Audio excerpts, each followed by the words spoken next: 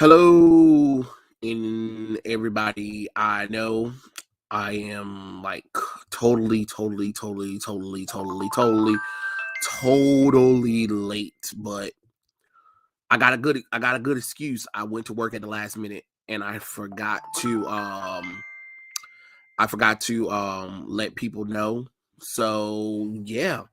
Um and you already know Dylan gonna be late. He already said he was gonna be late too. So we all just late right now. You know what I'm saying? pretty ugh.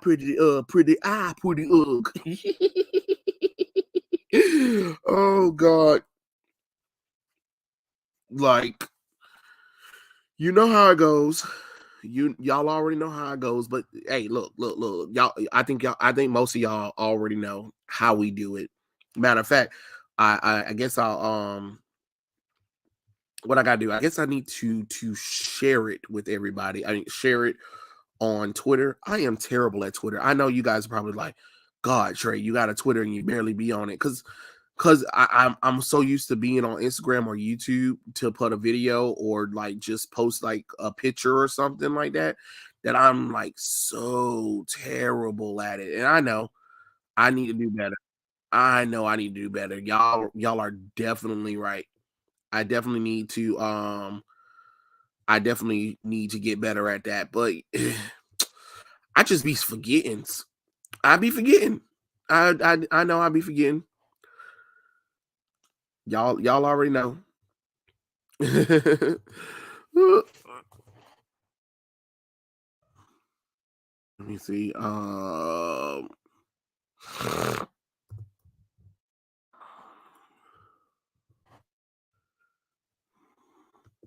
I guess I gotta put the thingy.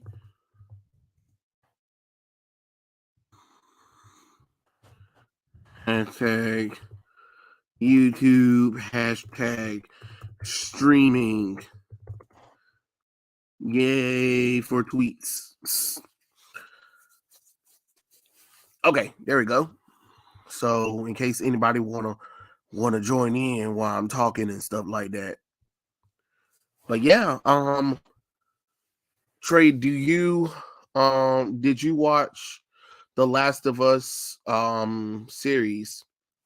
No, I do not watch the Last of Us series because I played the video game.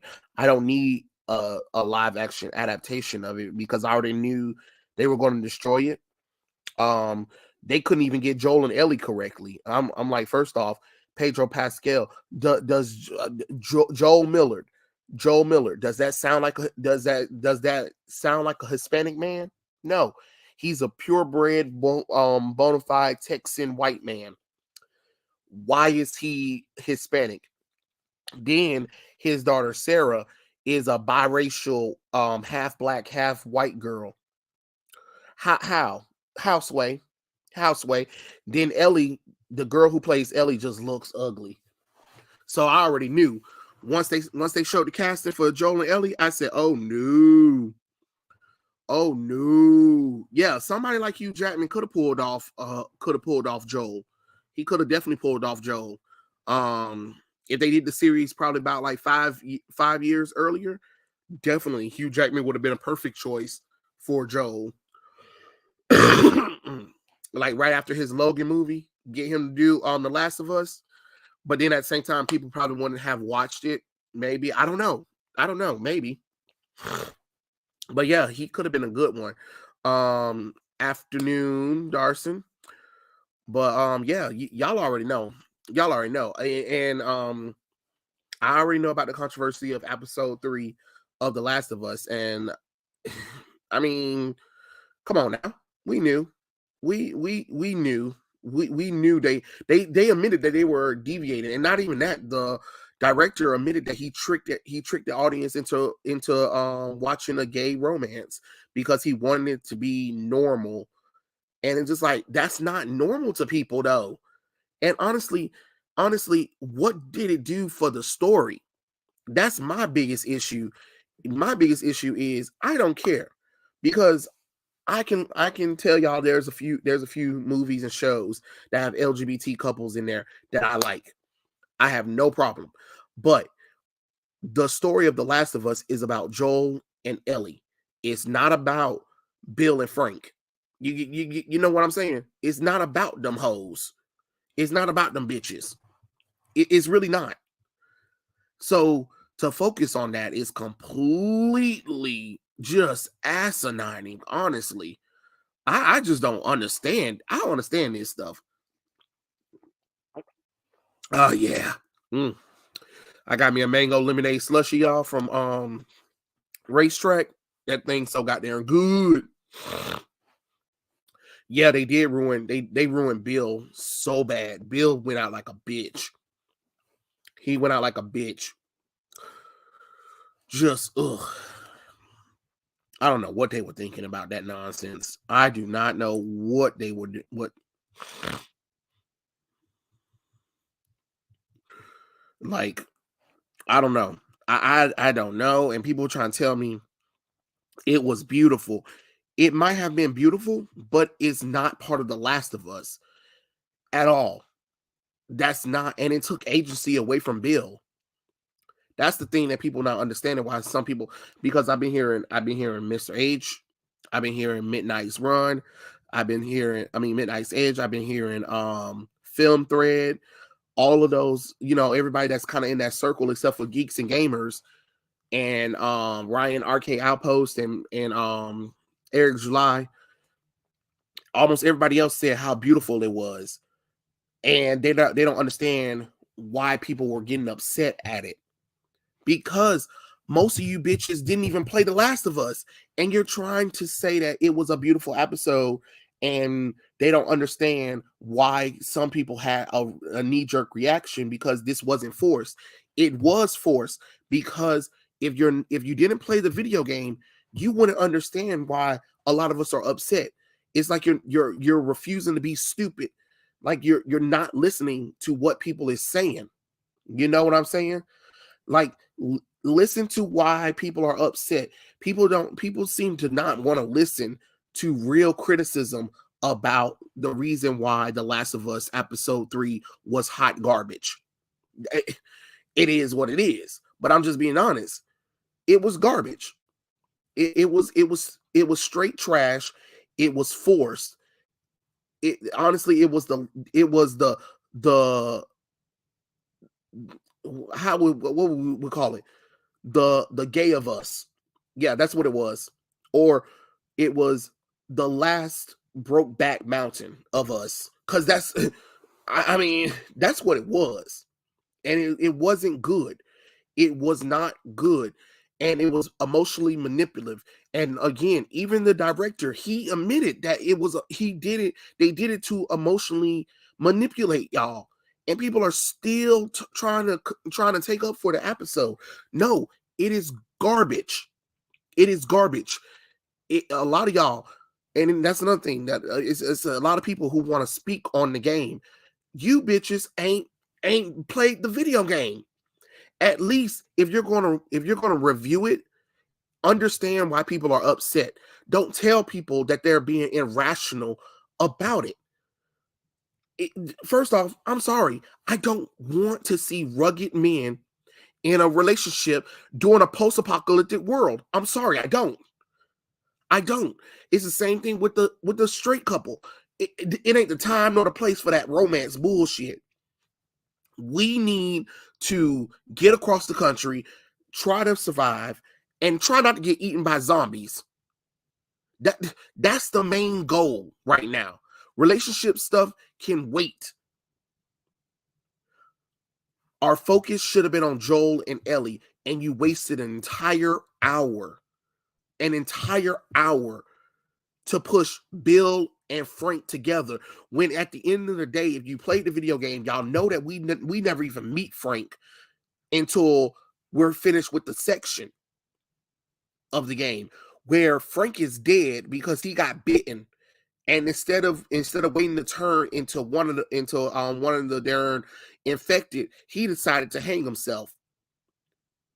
And at the end, he couldn't stand Bill because Bill was setting his ways about staying secluded in that city, the city full of traps, so nobody can get them. But Frank was determined that he wanted to go out into the world. even if it meant dying. He couldn't stay trapped and cooped up or whatever. And then where's the banter between Bill and Ellie? Oh, right, he's dead before Joel and Ellie get there. You know what I'm saying? And then what happened to the bloater in the high school gymnasium that they fought off? Where's that at? Oh, yeah, that's right. It's not there because again, they took away the agency of Bill. Bill was a badass. Bill booby trapped the entire city and town. You know what I'm saying? Where is the badass Bill, the asshole Bill that we met in The Last of Us game? That's the Bill I wanted to see. I wanted to see the banter between Ellie and Bill. I wanted to see Bill be a badass where they're running through the city and running through the mill and stuff like that. And they're trying to keep cover because the infected is coming or whatever. And then when they finally get into the high school to get equipment and stuff that they need, a bloater comes out of nowhere. And they have this big epic fight. That would have been amazing to see. But no, we didn't see that. We saw literally what Crystal said. The gay notebook, post-apocalyptic style. And then Frank dies because he has some kind of, he has what, Alzheimer's, I believe. I don't know. I didn't watch the episode. I just got highlights, honestly, because I already knew they were going to deviate far from it. And I'm like, really? And Bill, like a whole bitch he is, was like, I'm gonna die with you too because I can't live without you. Holy crap. Like, what was that? I don't know. I'm sorry. That wasn't even a good episode, honestly.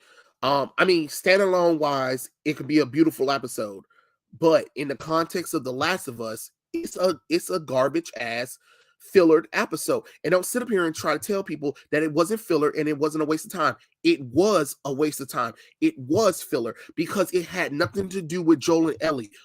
How did it move Joel and Ellie's relationship? What did it have to do with Joel and Ellie, who are the focus of the damn story? You didn't play The Last of Us to play as Bill and Frank. You played The Last of Us to play as Joel, a rugged man who lost everything when the apocalypse started and is starting to slowly learn how to take care of his surrogate daughter. That is the story of The Last of Us, part 1. We ain't even going to talk about the second one because the second one don't even make sense. So again, and everybody want to praise it. This is the most accurate of the video game. Lies.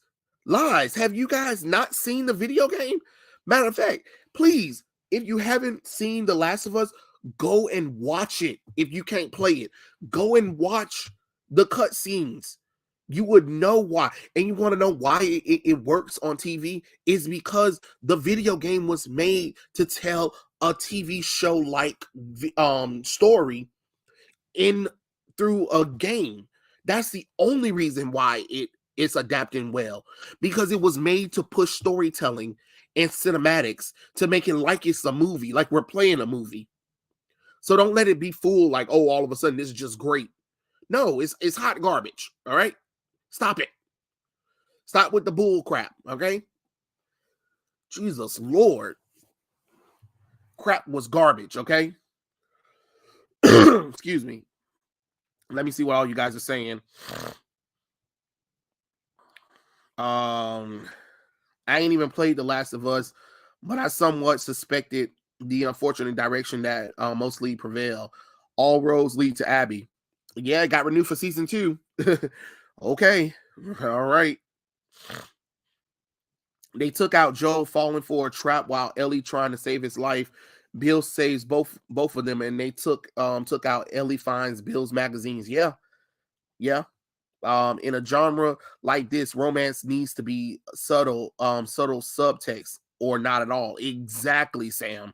You don't need that in this kind of genre of television, honestly. the movie Logan was a better attempt at The Last of Us. Yeah, they took the spores and race swap characters. Best video game adaptation, my butt. Exactly. Exactly. Um, the video game already looked like a movie. That was the whole point, Crystal.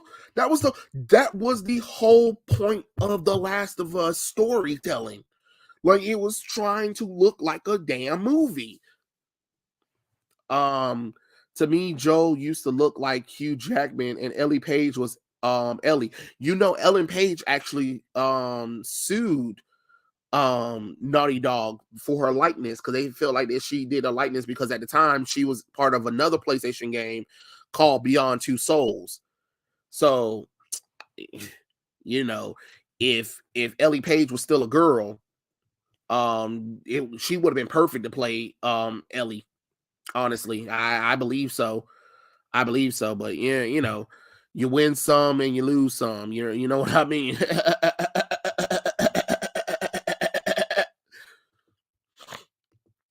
I hear it's such a long way down. Easy as it sounds. I hear it's such a long way down. Something I can do without. Yeah. Okay, I'm sorry.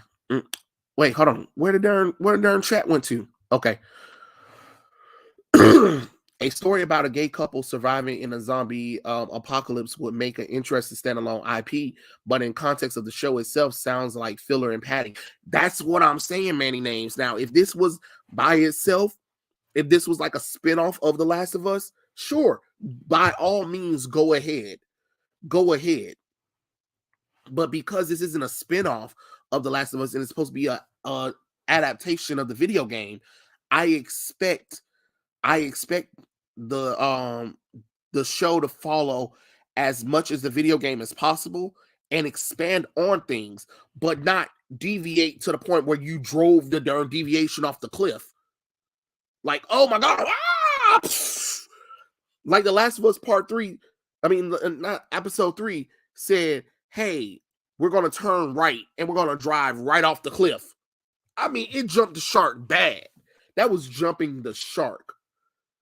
I guess Sonic, Arcane, and Cyberpunk Edge Runner don't count as best video game adaptations, huh? No, it don't. No, it don't. It obviously don't. The Walking Dead Season 1 game did Lee right, but Joel in The Last of Us Part 2, not so much. The Last of Us Part 2. What a garbage ass game. The Walking Dead gave a blueprint and they still can't get it right. No, they sure can't. They sure can. But the normies are going to eat it up because a lot of the normies never played the video game. But again, it's kind of weird when almost 30 million people purchased the video game of The Last of Us, the first game. So honestly, there's really no excuse for, like I said, some of the most popular YouTube reviewers talk about this show, but then are ignorant about the video game. How are you that damn ignorant about the video game? And don't give me the excuse of, I don't play video games. You knew The Last of Us was coming, which means that you should have been doing your research on The Last of Us. A lot of y'all talked about The Last of Us Part 2, and you didn't even play the video game, but a lot of y'all reported on The Last of Us Part 2. Make it make sense. So it was weird that I'm running into all these all of the popular YouTubers talking about The Last of Us show, and then they admit that they never played the first game. Well, if you never played the first game, shut the hell up about trying to criticize and not understanding why fans are upset about Episode 3. Get in and play the video game. You admitted that you didn't play the video game, so shut the hell up. You know what I'm saying? It's weird when you don't have the knowledge about these characters, but yet you still want to go and make a video and then try to shame the fans about why they're upset, or why you want to be cautiously optimistic about it, or, well, just give it a chance. No, screw that. First impressions are important. It's like people forget about that lesson that was taught in school. You got an elevator pitch. You got 30 seconds to impress me. Go. And if you can't impress me in 30 seconds, guess what? I'm done. And that's what the Last of Us did. It couldn't impress me. And now you think I'm supposed to sit up there and be like, yeah, I like this. This makes so much sense. No, kiss my ass. Kiss my ass. Oh, excuse me.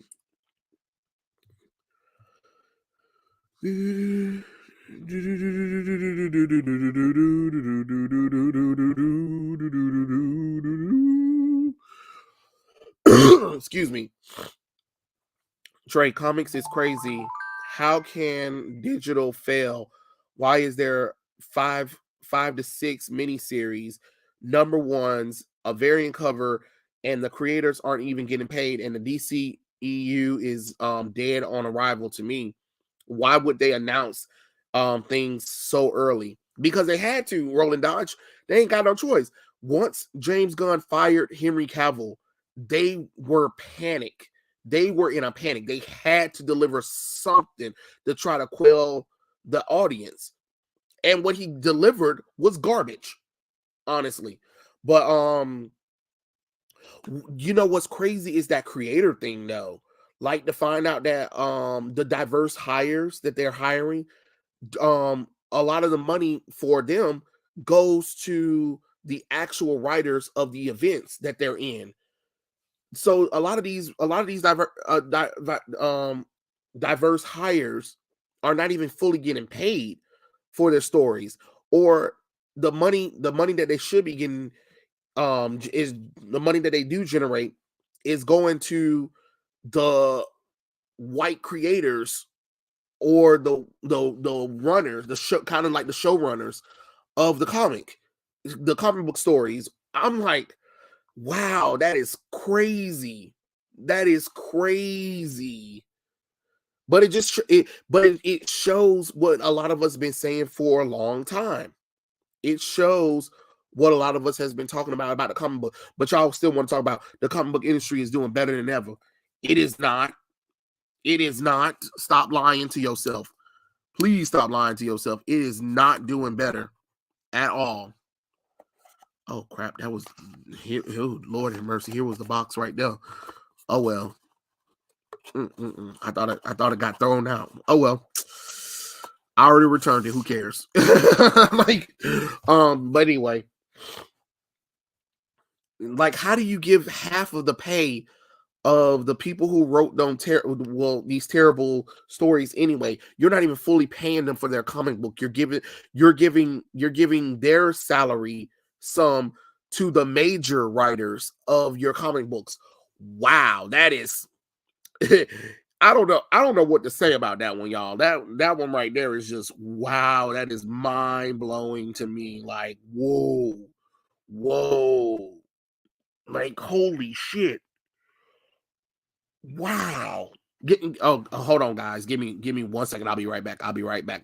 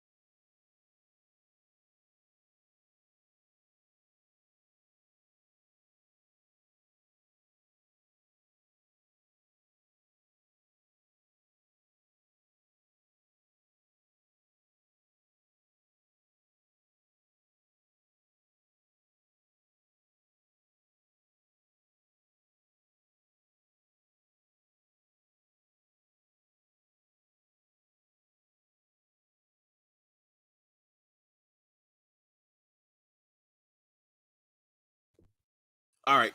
Okay. Sorry about that, guys. Back now. I'm back now. I'm back now. And I'm back now. And I'm back now. And I'm backity back now. I'm sorry. um, let's see. Turdette Groomstand defend The Last of Us TV show episode 3. I'm quite sure she did. I know many creators suck, but it's wrong to do that to them. Yeah, it is. It is definitely wrong, but it just proves what a lot of us been saying. A lot of people in the entertainment industry are there for diversity for diverse hiring to look good for optics. They don't really care, because if they really cared, they would give them a real chance, and they would give them a real opportunity to write. And if you come with some bullshit ass ideas, you're getting kicked out. You got one chance to impress me. If you can't impress me by the end of by I give you 3 months. If you can't turn around your writing or your storytelling, if you come with some LGBT stuff, if you come where a character is all of a sudden being race swapped, if you come with some idea where they're sitting down and eating and all that bull crap, you're out the door. You better come up with some action-packed story that we can work with. You got 3 months to get it together. If things ain't improving, you off the title. And you might get a demotion, or you might get up out of here. That's how I feel. Trey must be in a negative zone. It's still probably more faithful to take on Marvel's imprisonment than the post credit on Kamala Khan's show. I never watched Miss Marvel, so I don't know the post credit stuff. Nerdette is going to be contrary on everything. I know, and I don't even have to watch. I bet she loves Vilma. I don't know. I haven't watched this channel, so I can't really say. She might not like it. Who knows? So I can't say yes or no. Hypnotic definitely didn't like The Last of Us episode 3, but yet he doesn't think Joel isn't soft in the series. Like, come on now. Yeah, Joel is a pansy in this series. Got a real Joe wouldn't be taking BS from Ellie. Early parts, Joe was like, "Nah, we ain't doing that, player. You gonna listen to me? You gonna listen to what I say? You gonna do everything I say? If you don't, we'll turn this shit right back around." So the choice is yours. So what you want to do, Ellie? What you want to do? That's what I thought. That's what I thought, MF. That is what I thought.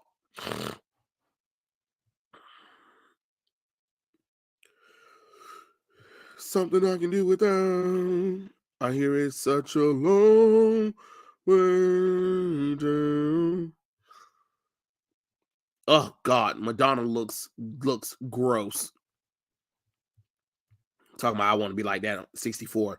Please, God, no, I beg. I beg not. I beg not. Like, yeah. I'm sorry, I saw a picture of Madonna while I was scrolling at the same time and talking to y'all. So you know. So right off the get. So y'all already know how it is.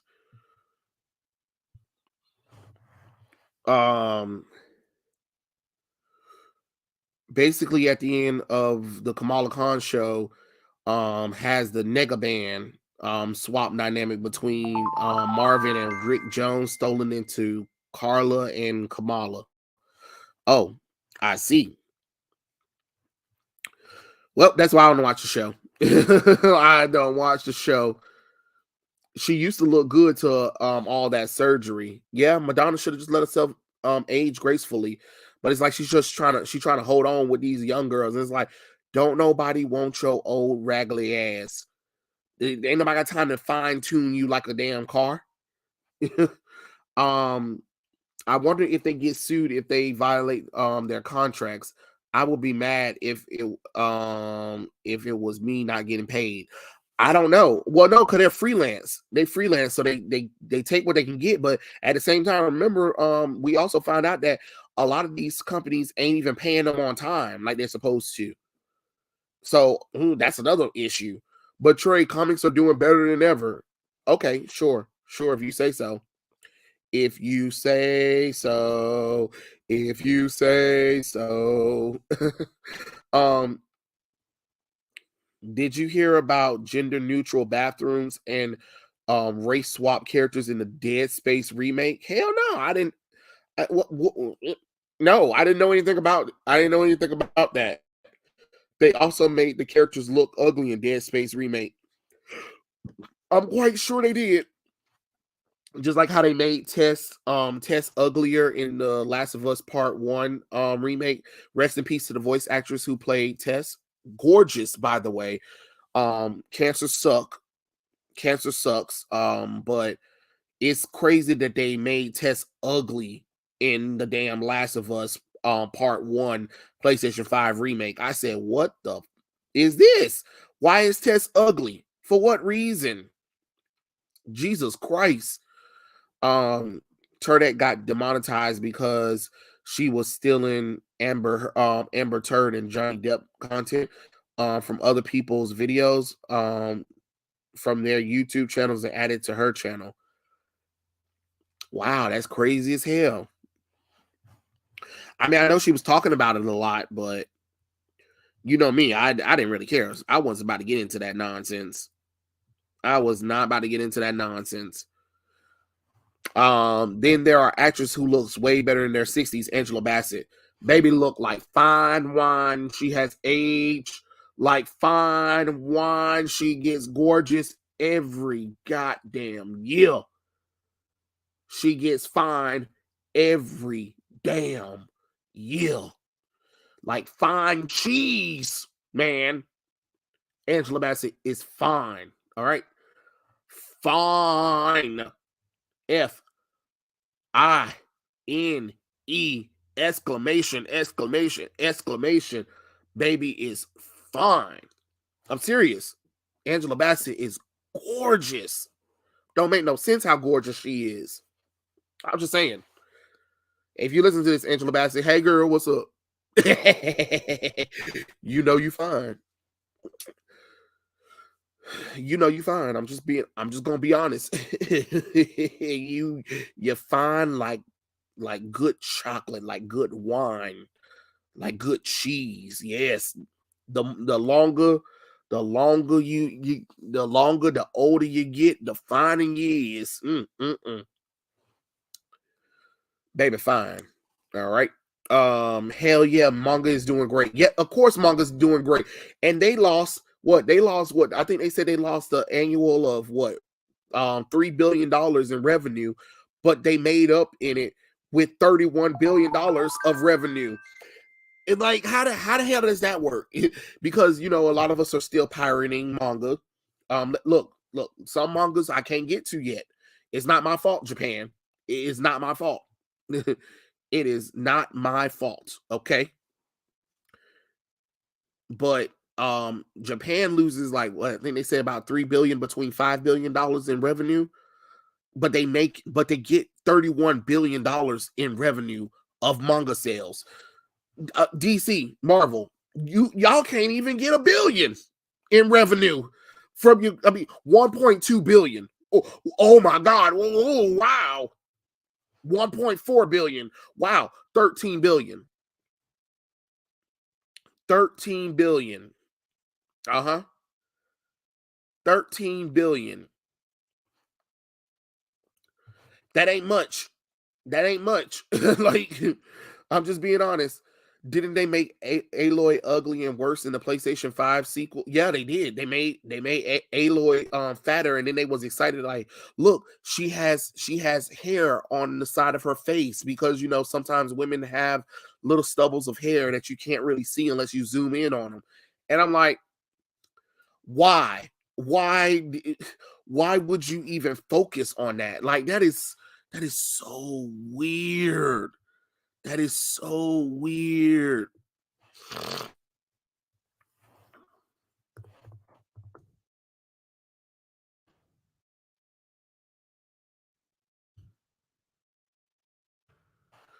Okay. Let me see. Lord have mercy. I clicked off for y'all right quick. To me, in my opinion, Ellie also looks ugly in the remake. You know what? I didn't pay her no attention in the remake. It was everybody else around her that got ugly. The only person that didn't look ugly to me was Joel. Everybody else just ugly. I was like, man, what is happening here? Madonna probably wishes she was a illusion type telepathic mutant in order to look good. You mean she wished she was Emma Frost? I do not trust the new DCEU. Me neither, Omega. Me neither. I don't know. You guys go blow him up on Twitter and be like, Dylan, where you at?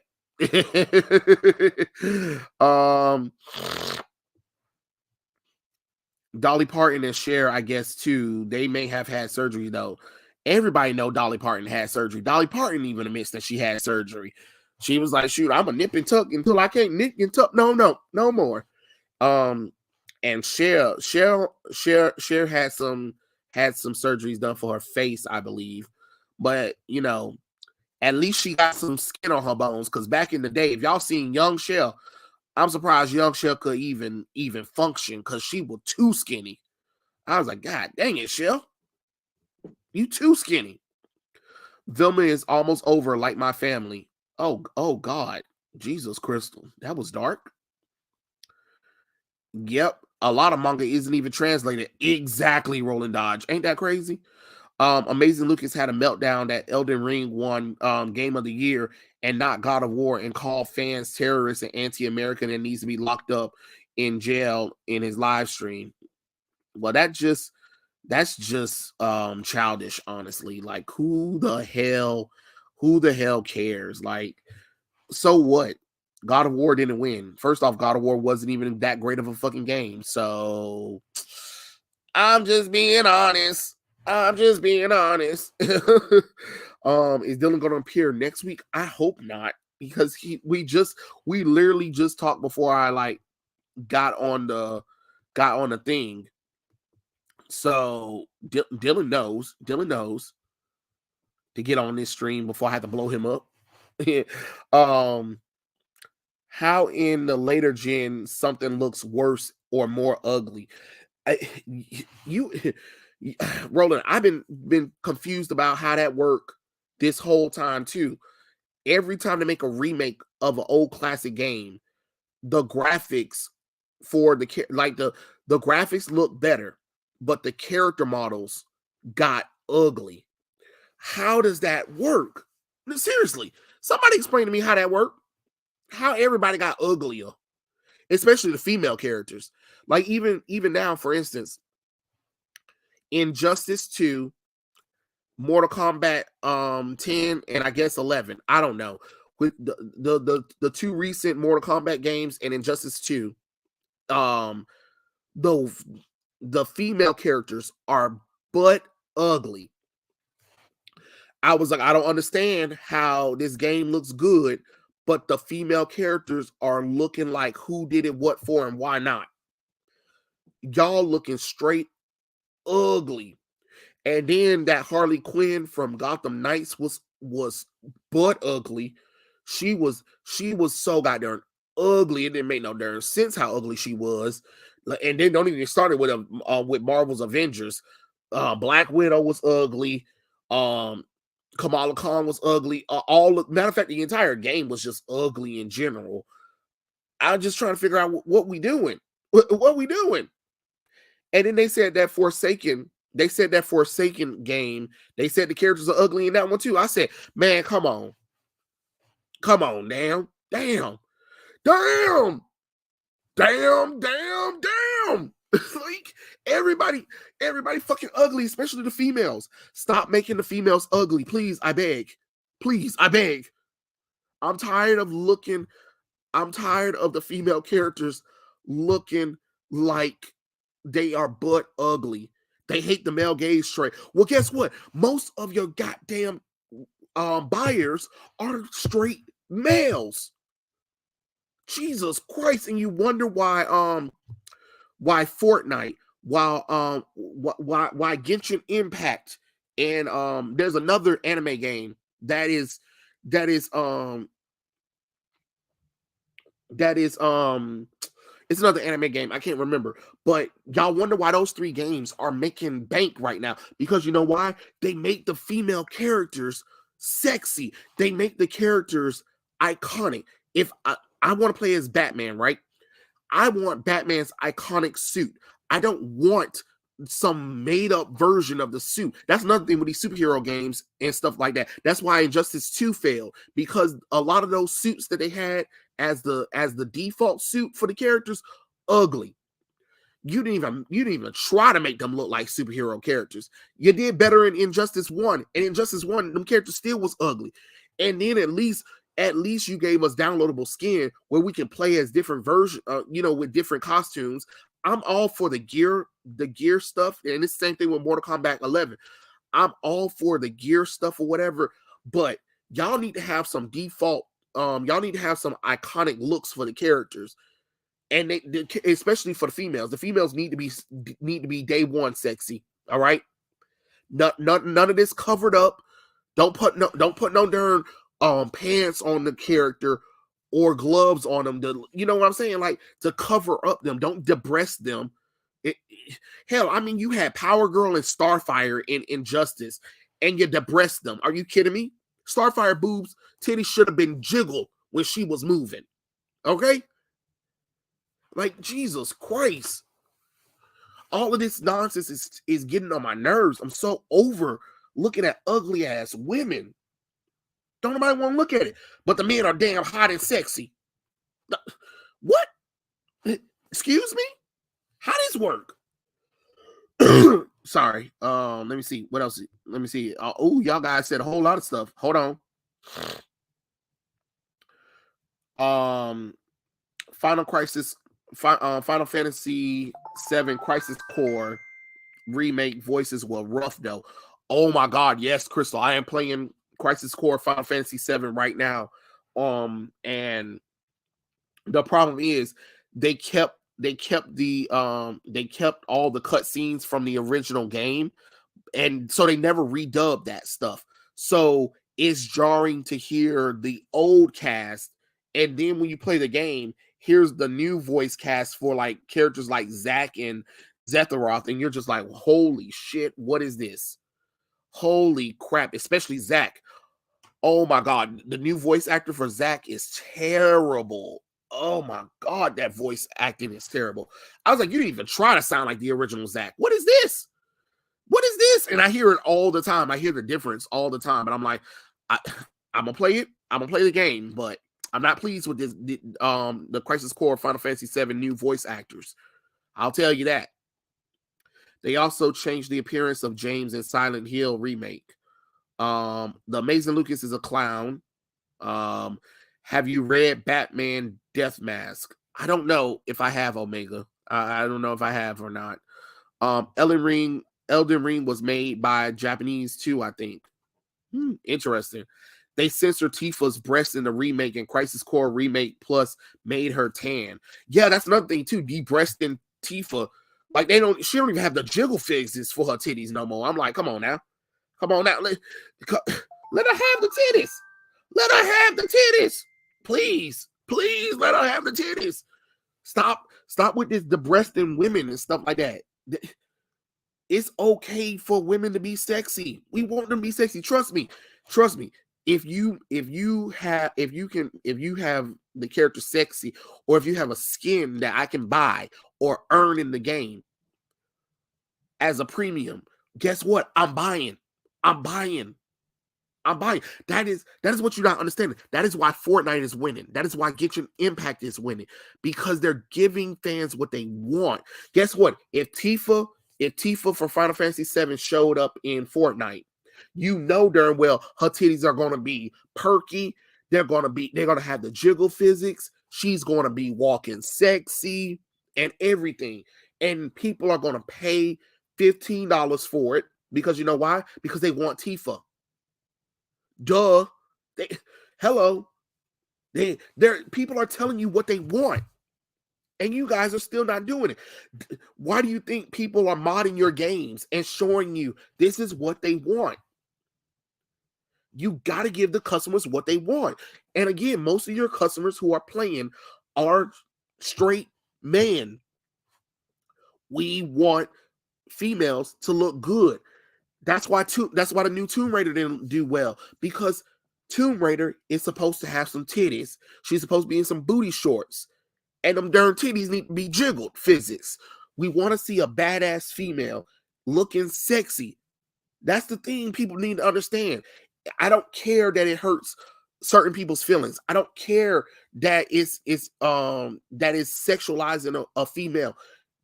It's a fantasy power game. If you want me to play as this female, I want her to be sexy. I want shots where when she's walking, I see that ass going. When she's running, I see the titties going left to right when she's running. You know what I'm saying? Remember Baywatch? Remember when they used to get out? Remember when we went through all the men and all the women, and they run out the water. I'll be there. And you see the women, they get out the water and they run, and titties are just jiggling. The same thing. You got the men, they come out the water and their muscles are muscling. You know what I'm saying? I want the women to be as sexy as the men. You know? Let's go. Let's go. Yo, I talk boy that ugly for female characters. Yes. We don't need a prototype remake. I got a feeling they're gonna ruin it. MK9 was the last good MK game, and MK11 was woke trash. Mods can do better than the Devons. NetherRealm Studios said that women wearing realistic clothing, wearing revealing clothing is unrealistic. Actually, it's not. It's actually more unrealistic for women to wear so much clothing under there, because they have women are more flexible. That's why when they're fighting or whatever, you see, if you ever watch the Kung Fu show, anything, the women are wearing something that's more flexible on their bodies than something a little bit more tighter or whatever, form fitting, because that way they can move. Women are more flexible than men. They're able to move in a flexible way. So it wouldn't make any sense for them to wear so much armor pieces. While men, it makes sense that we can wear armor because we can move in armor compared to women moving in armor. It's all about the optics. Oh, excuse me. Woo. Still got a little cold. And they wonder why Japan's kicking their asses. I know, right? Hold on. Oh yeah, that reminds me. Amazon is going to develop the next Tomb Raider. I don't know for what reason. If Crystal Dynamics couldn't do it, they ain't gonna be able to do it neither. I'm playing the original Crisis Core on PC, PSP emulate. PSP. I can't say the word right now. But I know what you're talking about, and it's lit. Yes, it is. It is. Outer World has different customs, so of course the men and women would have to be sexy in peak condition. That's what I'm saying. People don't understand neither. It's like, we don't need to see realistic women. We don't need to see realistic women in fantasy power games, because it's a power fantasy. What are we doing right now? If we're not telling a realistic story, then let the women be sexy. If I'm playing a superhero game, if I'm playing a fighting game, if I'm playing a fantasy game, I expect the females to be wearing something form-fitting, something tight. I expect them to be sexy. I expect them to be appealing, not covered up. I'm sorry, not flat-chested. Like, Jesus Lord, how hard is that to make? Blame Square Enix. Yeah. They are saying that Elliot Page is playing Superman. Oh God, please no. I mean, if they did that, it's over. It is over for DC. It's over for DC. You couldn't convince nobody. You couldn't convince nobody at all. like, no, you couldn't convince anybody that this was going to be okay. Everybody be like, nope, nope, over Henry Cavill. No, James, you okay? That's the end of DC, because ain't nobody trying to hear about you being a transphobe, homophobe, all that nonsense. I ain't trying to hear it. I am not trying to hear it. I'll be like, y'all can kiss my ass. Like, it would be over. It would be disastrous for DC. It'll be disastrous for James Gunn. It'll be disastrous for Elliot Page. And there'll definitely be a boycott for real. Like, people would probably most likely definitely boycott a WB, because you're not going to put a formal female actor who used to be a female to be the one of the most iconic American icons over Henry Cavill. You don't lost your damn mind. The only way I see fantasy women looking good covered up is military uniform or armor. Yeah, fantasy armor. Fantasy armor, sure. Let's see. What'd you say, Demar's? Korean isekai is targeted to women. Always have stylish protagonists. Only evil characters are ugly. Yeah. I remember it was one game over in Korea that people were trying to get covered up because the women were extremely sexy, not knowing that the game was developed by a woman, and the character designs, a lot of the character designs, the lead character designers were females. So a lot of the females created those characters. But I forgot what the name of the game was, but it was very popular over in Korea. But people was trying to get it canceled because they was bringing it over here in America. But people wanted the female characters to be censored. And it's just like, y'all don't understand. An entire team of women created this video game for everybody to play, and y'all complaining about the women being sexy and appealing, and you want them to cover it up. Have you lost your mind? Have you lost your rabbit ass mind? Like, come on now. Like, that is so stupid. What's wrong with being sexy? Like that Demi Lovato song. What's wrong with being confident? Oh. That's what I want to see. You know what I'm saying? Like, let these characters be sexy. Let them be sexy, for God's sakes, please, I beg.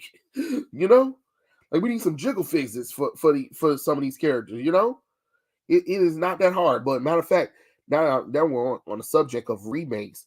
Y'all said that the Last of Us remake for Ellie, Last of Us remake PlayStation 5. Okay, hold on. Let me see.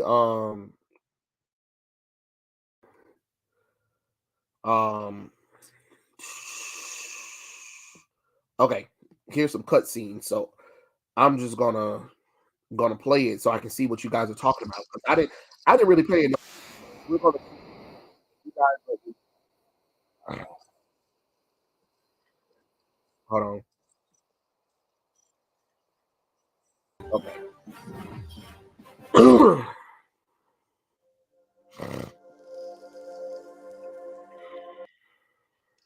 Dad, you're kind of freaking me out. What's going on? It's the Coopers. Hold on. We don't start it off too early. Hold on. What was that all about? Well, look at it, Sarah. What time is it? I need to talk to your dad now. There's something. Uncle Tommy? Hello? Well, there goes Sarah right there.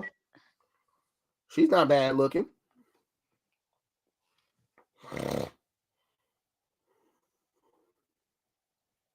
The graphics look good. She looks good.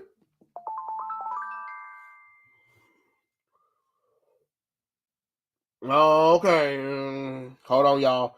Dylan texted me. He said he haven't forgotten.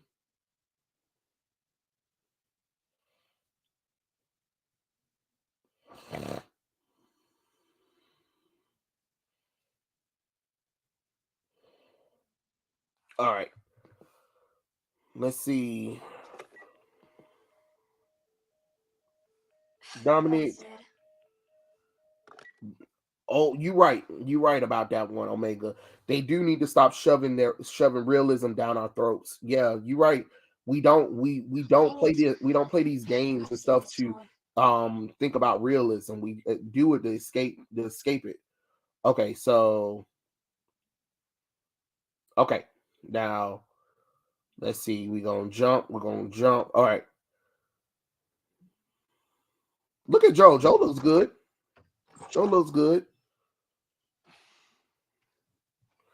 God, what the fuck they do to Tess? Tess, what happened, girl, to your face? Look at what they did to Tess. Not you, baby.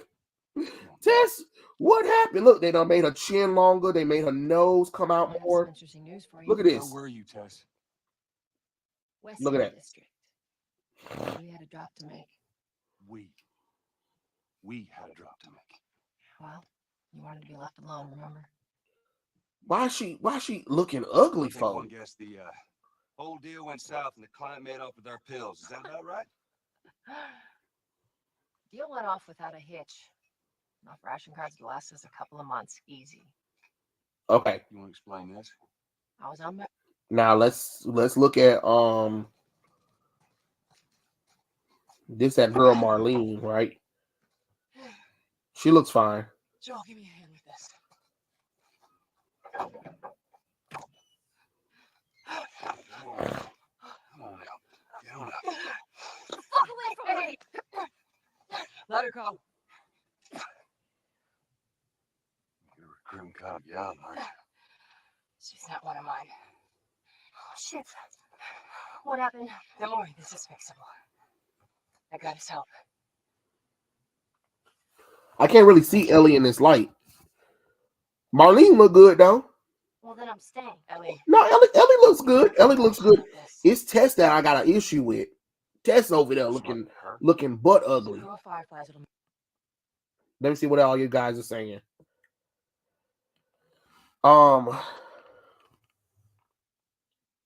Reasons I rarely play these games with their realism obsession. Yeah, I can understand that. You excited for Creed 3? Yeah, I am excited for Creed 3. And all it did was make me be like, damn, Michael B. Jordan and the other guy opposite of him could be playing original black characters, or they could have been playing Black Panther himself instead of playing classical white characters or getting killed off in the movie. You know what I'm saying? But yeah, I think Creed 3 is going to be pretty cool. What's going on, Dominic? The Witcher series is falling apart. I'm not even surprised. I heard that they said that season 5 might not happen after all for The Witcher. So I don't know. Hell, the big titty characters are basically self-insert in Asia more often than not, since female creators are also big titty women. Yeah, boy. Yeah, boy. That's what I like to see. That's what I like to see. Matter of fact, hold on, let's Final Fantasy VII Remake Tifa mods.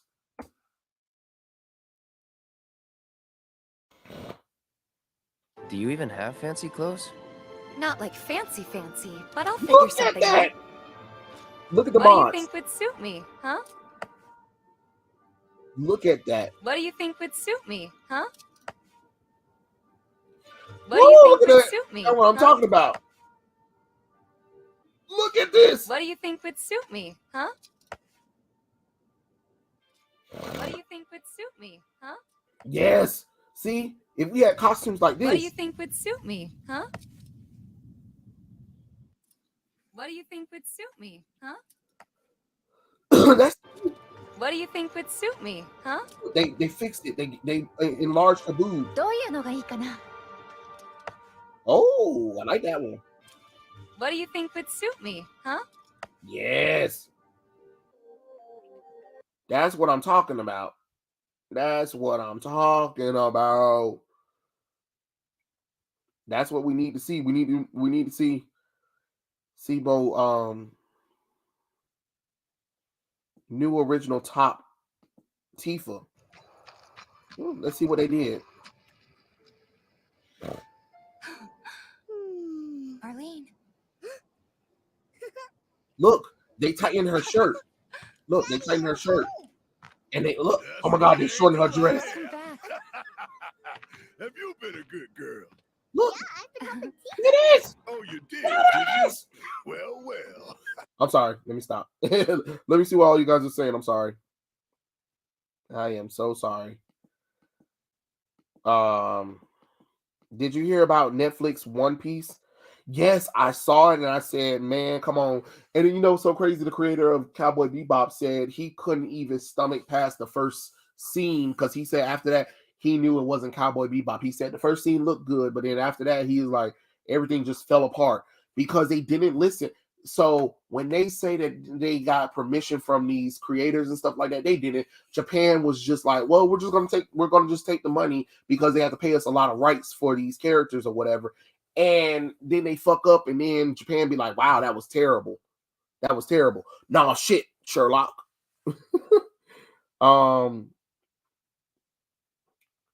NetherRealm Studio, formerly Midway, is connected a part of the WB games, which makes current DC and MK games, probably why the female characters are ugly now in their games since they're connected. Yeah, that's true. They're only centering for brownie points with women. Yeah. They even had a badass Kingdom Hearts Cloud. Yeah.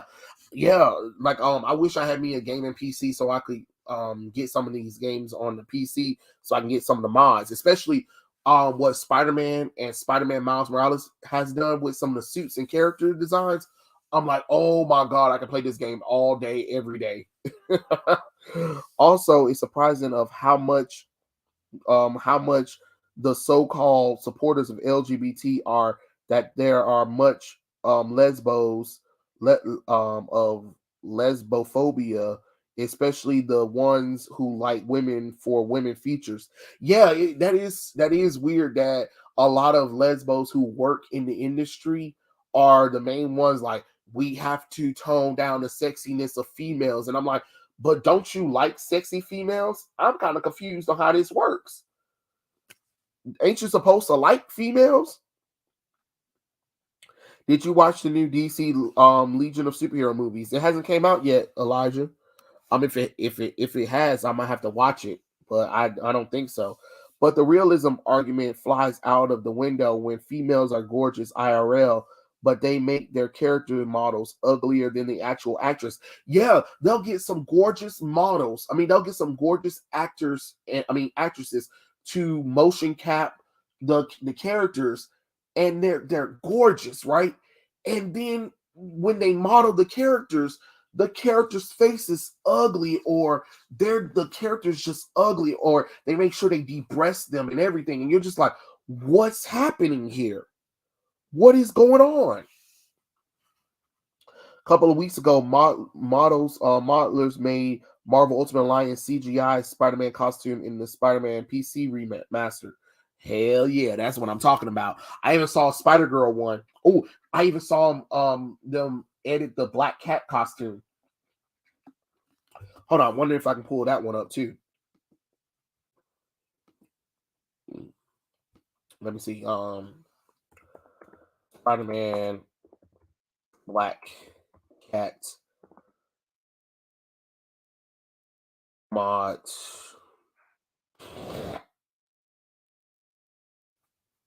Building your online business? Oh, we about to see what they got going on a here. single integrated platform. Add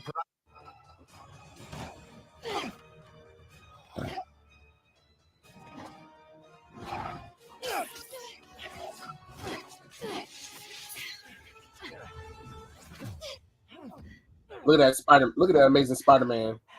Now can we talk Oh, like look at her human beings? face. But she's gorgeous. This feels pretty human to me. I know what's on those drives you're stealing. Look at you, brawn and brains. You can't give Hammerhead the last drive. Once he has what he wants, your Look son at this will amazing just be a loose Spider-Man end. suit right here, Let me y'all. help you. This thing looks What are you gorgeous. thinking? Stall him. Give us some time to find your son. I missed you. Glad we're back together.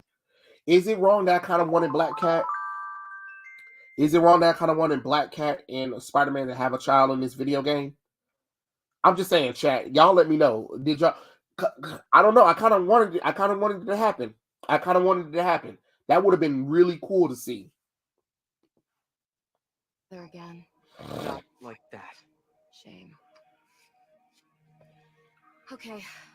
I can probably give us a Ooh, couple this suit days, looks Max. way better than the game. I hate Marvel Spider-Man's Black Cat costume. Like, Black Cat would never wear that much armor on her body at all. I don't know why they thought that was a good idea. Excuse me.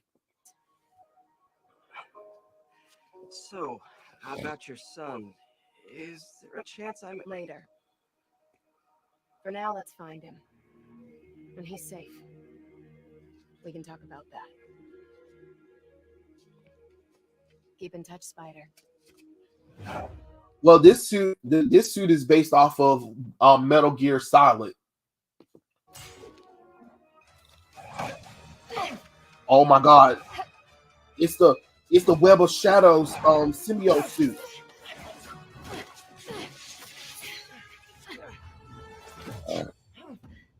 Oh my God! Look at this suit. I don't know what this suit How is can we talk gorgeous. like human beings? Dude, This feels pretty human to me. I know what's on those drives you're stealing. Look at you, brawn and brains. You can't give Hammerhead the last drive.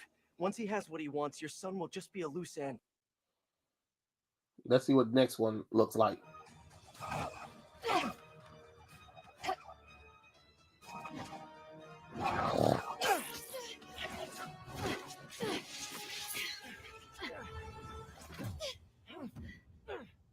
The Spider-Man assassin suit? Now can we talk like human beings? This feels pretty human to me. This is I all know black what's on those suit. drives you're stealing. Look at you, Not bad. brawn and brains. Not bad. You This can't is give this is Hammerhead this the is last this is drive. a Once he decent has one. what he wants, your son will just be a loose end. Let me help you.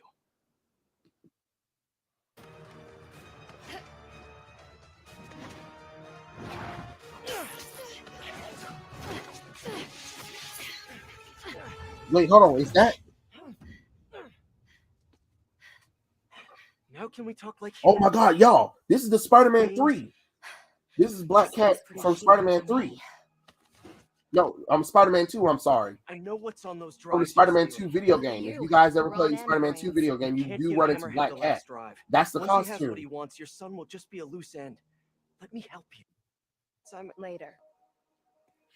For now, let's I find don't know him. how I feel about When he's safe, the rest of the hair not there. we can talk about that. Keep in touch, Spider.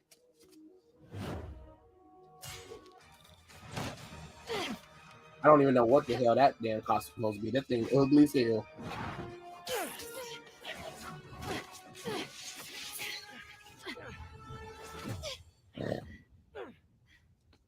No, this is just ugly.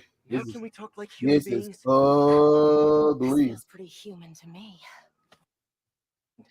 Let me help you. What are you thinking? That's ugly. Okay, That's ugly. I can probably give us a couple days, Max. So,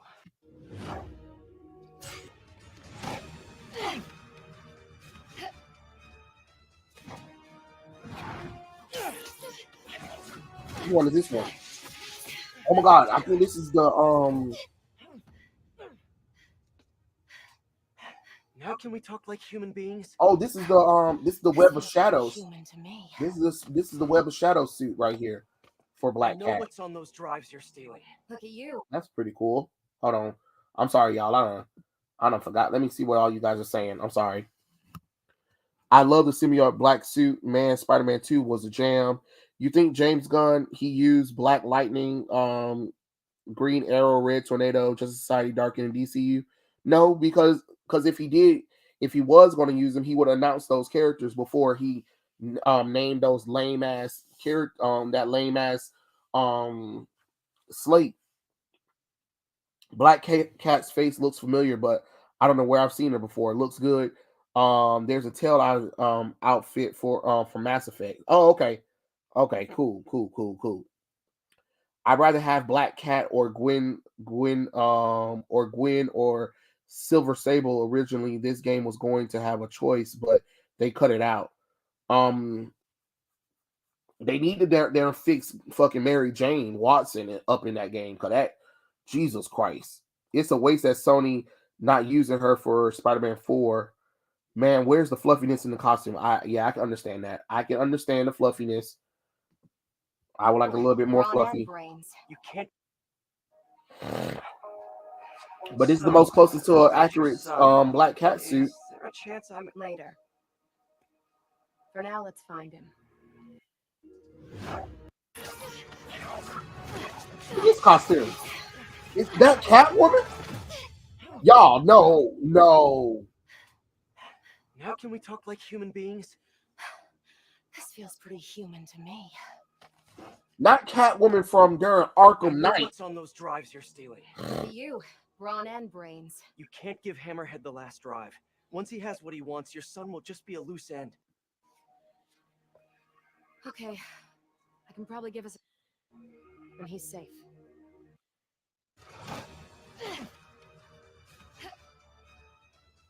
Now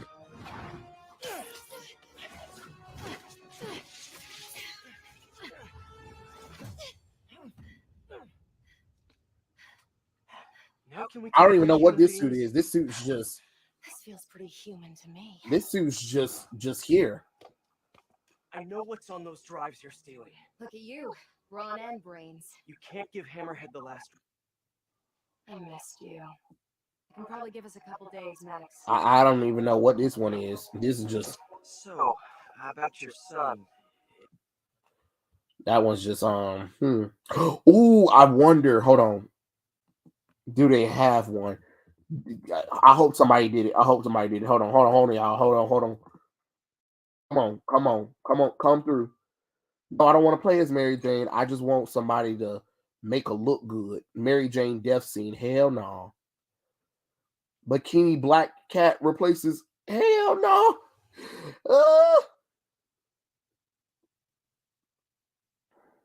Are you kidding me?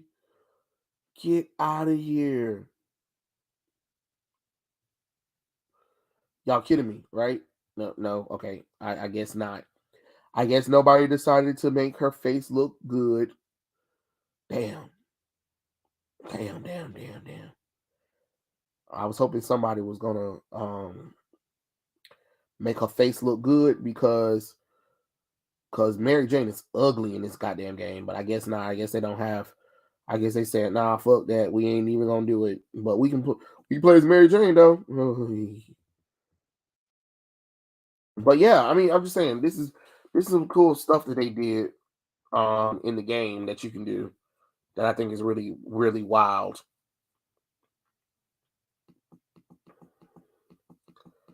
Let me see what all you guys are saying. Sorry. Anti-Venom. Ooh, Anti-Venom. That didn't look like no Anti-Venom.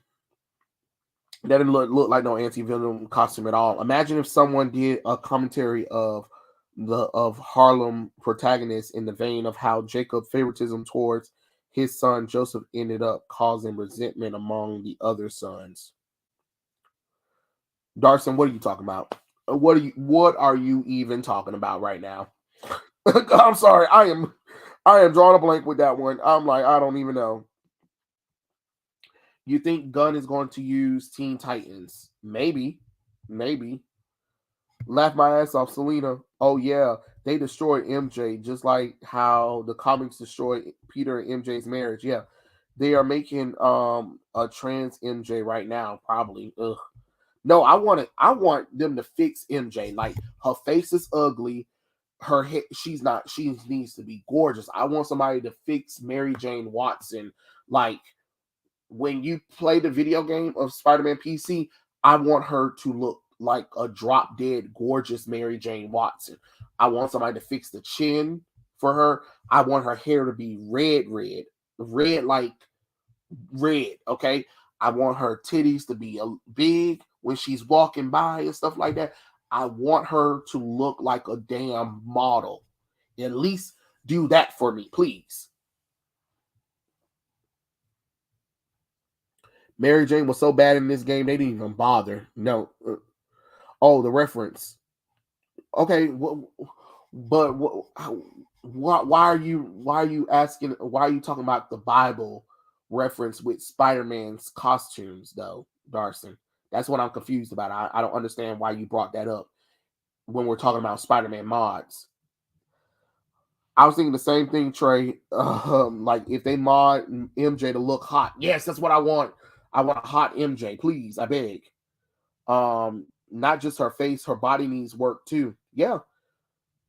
We'll give Mary Jane better results. Yes, we need a better MJ, please. I beg.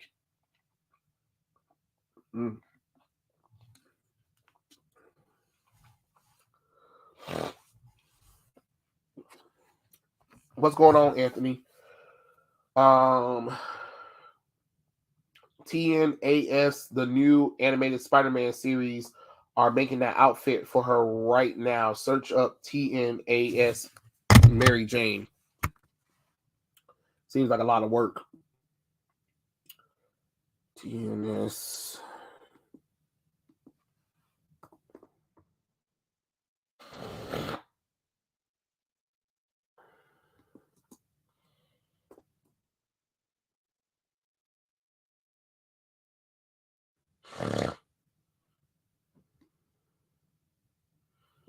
Oh, I love this Mary Jane. That's the one.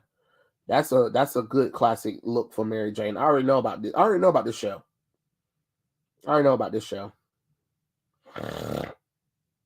Or the animated Spider-Man series. Like I would love to see this MJ again. Determination to go where you couldn't before. The all-new Pilot Trail Sport. But they were wrong for making her a water clone. They were wrong for that.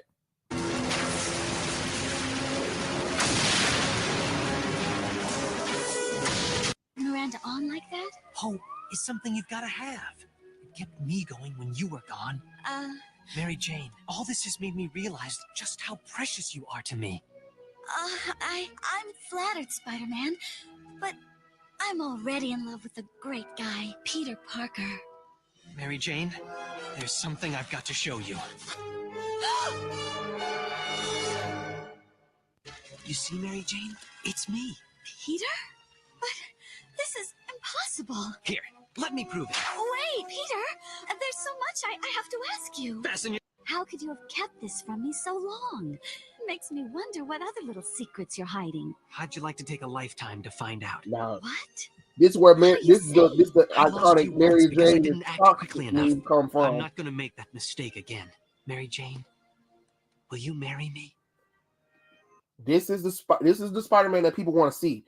Remember, when we were growing up, Spider-Man was past that damn high school shit. He was grown. Mary Jane! Why did you do that? To prove to myself. See, Mary Jane, toxic. That you'll always be there for me when it really counts. You will, won't you, Peter? Yes. Yes, I will. Then of course I'll marry you.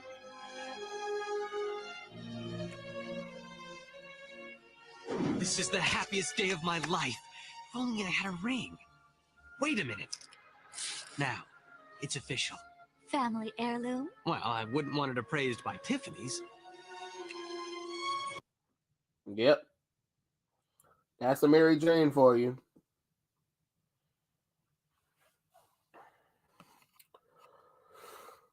Modders already made it the animated series costume. Nice. Before ODM, yeah, one more day. They made MJ a journalist instead of an actress and a model. Yeah, they based off of that stupid Ultimate Spider-Man cartoon, Mary Jane Watson, and the Ultimate Spider-Man comic book run where they made Mary Jane, instead of like a model, she wanted to work at the Daily Bugle. And I'm like, oh, we don't need Spider-Man's love interest to be no stupid ass knockoff of Lois Lane. Laugh my ass off. Did you know that Deku from My Hero? Yeah, I already saw. I saw that one. Blue. I saw that one. I did see that one. Did you see that ugly Tim Drake cover where Tim Drake is kissing Bernard? I wanted to destroy my laptop after I saw it. Yes, I did see that one. Given Spider-Man a fortunate position as a Harlem protagonist, I wanted to explore the consequences of the shipping war because of favoritism and resentment will follow. Well, you don't really have to do that because it's already been done in comic books. It's an old story being told. Gwen Stacy is his tragic first love. Mary Jane is his tragic true love. You don't really need much of shipping. And Black Cat is his one of his loves, but not like a true love, more like as a side love, if that makes sense. There's not much shipping wars between who Spider-Man should end up with. Everybody wants Spider-Man to end up with Mary Jane. Mary Jane is the end all be all to Spider-Man. They're like, you don't have to expand on none of that. You don't have to make a story about what will happen if these three women fought over Peter. You don't need it. It's been done. It's been done in what if stories. It's been done in alternate realities. It has been done to death. Leave that topic and that story alone. What people want right now from Spider-Man is for him to be married to Mary Jane Watson and them to have kids. That's what people want them to see. Nobody wants to see anything else.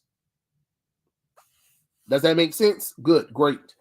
What's up, y'all? I got here. What are we talking about? We are talking about Mary Jane Watson. We are talking about Mary Jane Watson. I mean, I don't even keep Lois and Clark. They don't even keep Lois and Clark. Yes, they do. Yes, they do. Lost.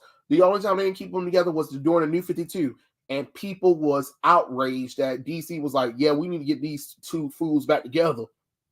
You saw it only lasted 5 years. It does not work.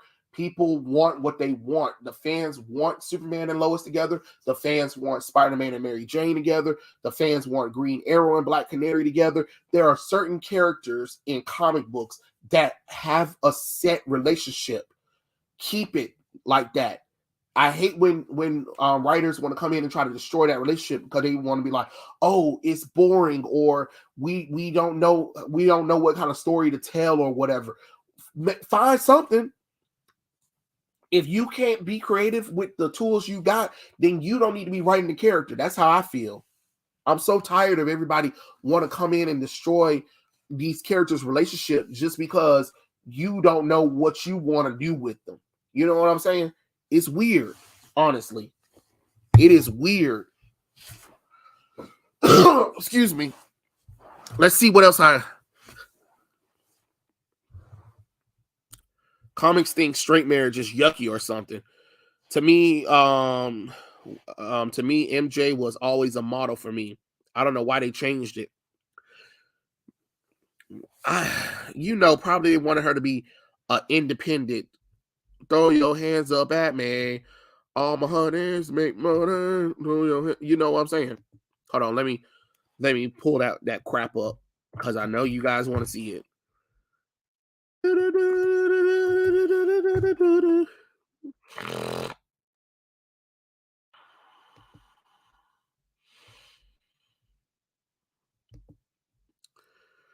With Disney song, with Disney, sing along. With Disney, sing along. Song.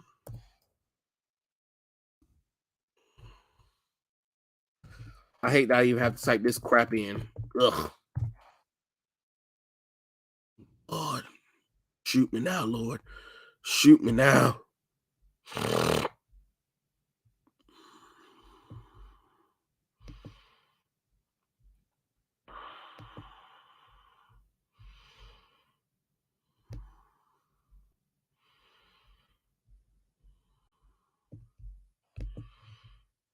First off, because I don't even know what crack. I don't even know what crack is happening right here. But we'll talk about it. We'll talk about it. We will talk about it. There's Dylan. There's Dylan. I am here.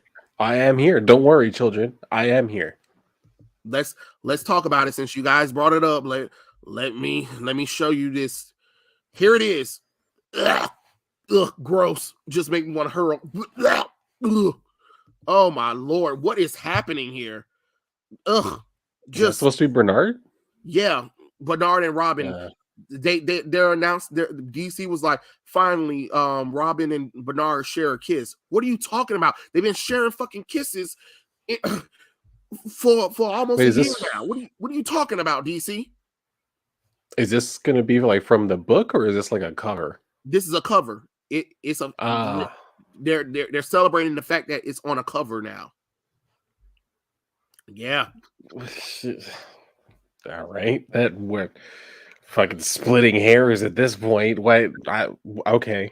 Just taking whatever victory they can get. That's like Ethan Van Sciver. Right. I think I saw him make a tweet. He was like, "We get it, DC. He's fucking gay."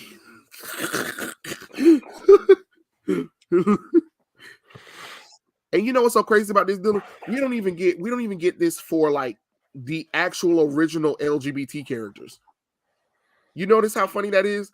Like we're only getting this with characters who were just recently turned LGBT, but the characters who are originally LGBT never gets this kind of coverage on a comic book. Midnight and Apollo never had a cover where they were kissing, and they've been gay since inception. Like, I don't understand. I don't understand this. Yes, I remember the Mexican Spider-Man comic books. Gwen Stacy is actually alive and got married. Yeah, they did. The people in Mexico did not like Gwen Stacy dying, so they's like, we gonna do our own thing. Aren't they making Gargoyles live action? No, I haven't heard about Gargoyles live action at all. Not that I'm aware of. I don't know. I'm kind of intrigued, but at the same time, I don't know. But I am intrigued though. It could work. It could work. It could work. If Disney doesn't try to Disneyfy it and try to make it family friendly. It doesn't need to be family friendly. It needs to be like PG-14 and up. Yeah. But I wouldn't mind. I wouldn't mind seeing it though. I'm not gonna lie. I wouldn't mind seeing a live action Gargoyles, but Goliath have to be voiced by Keith David.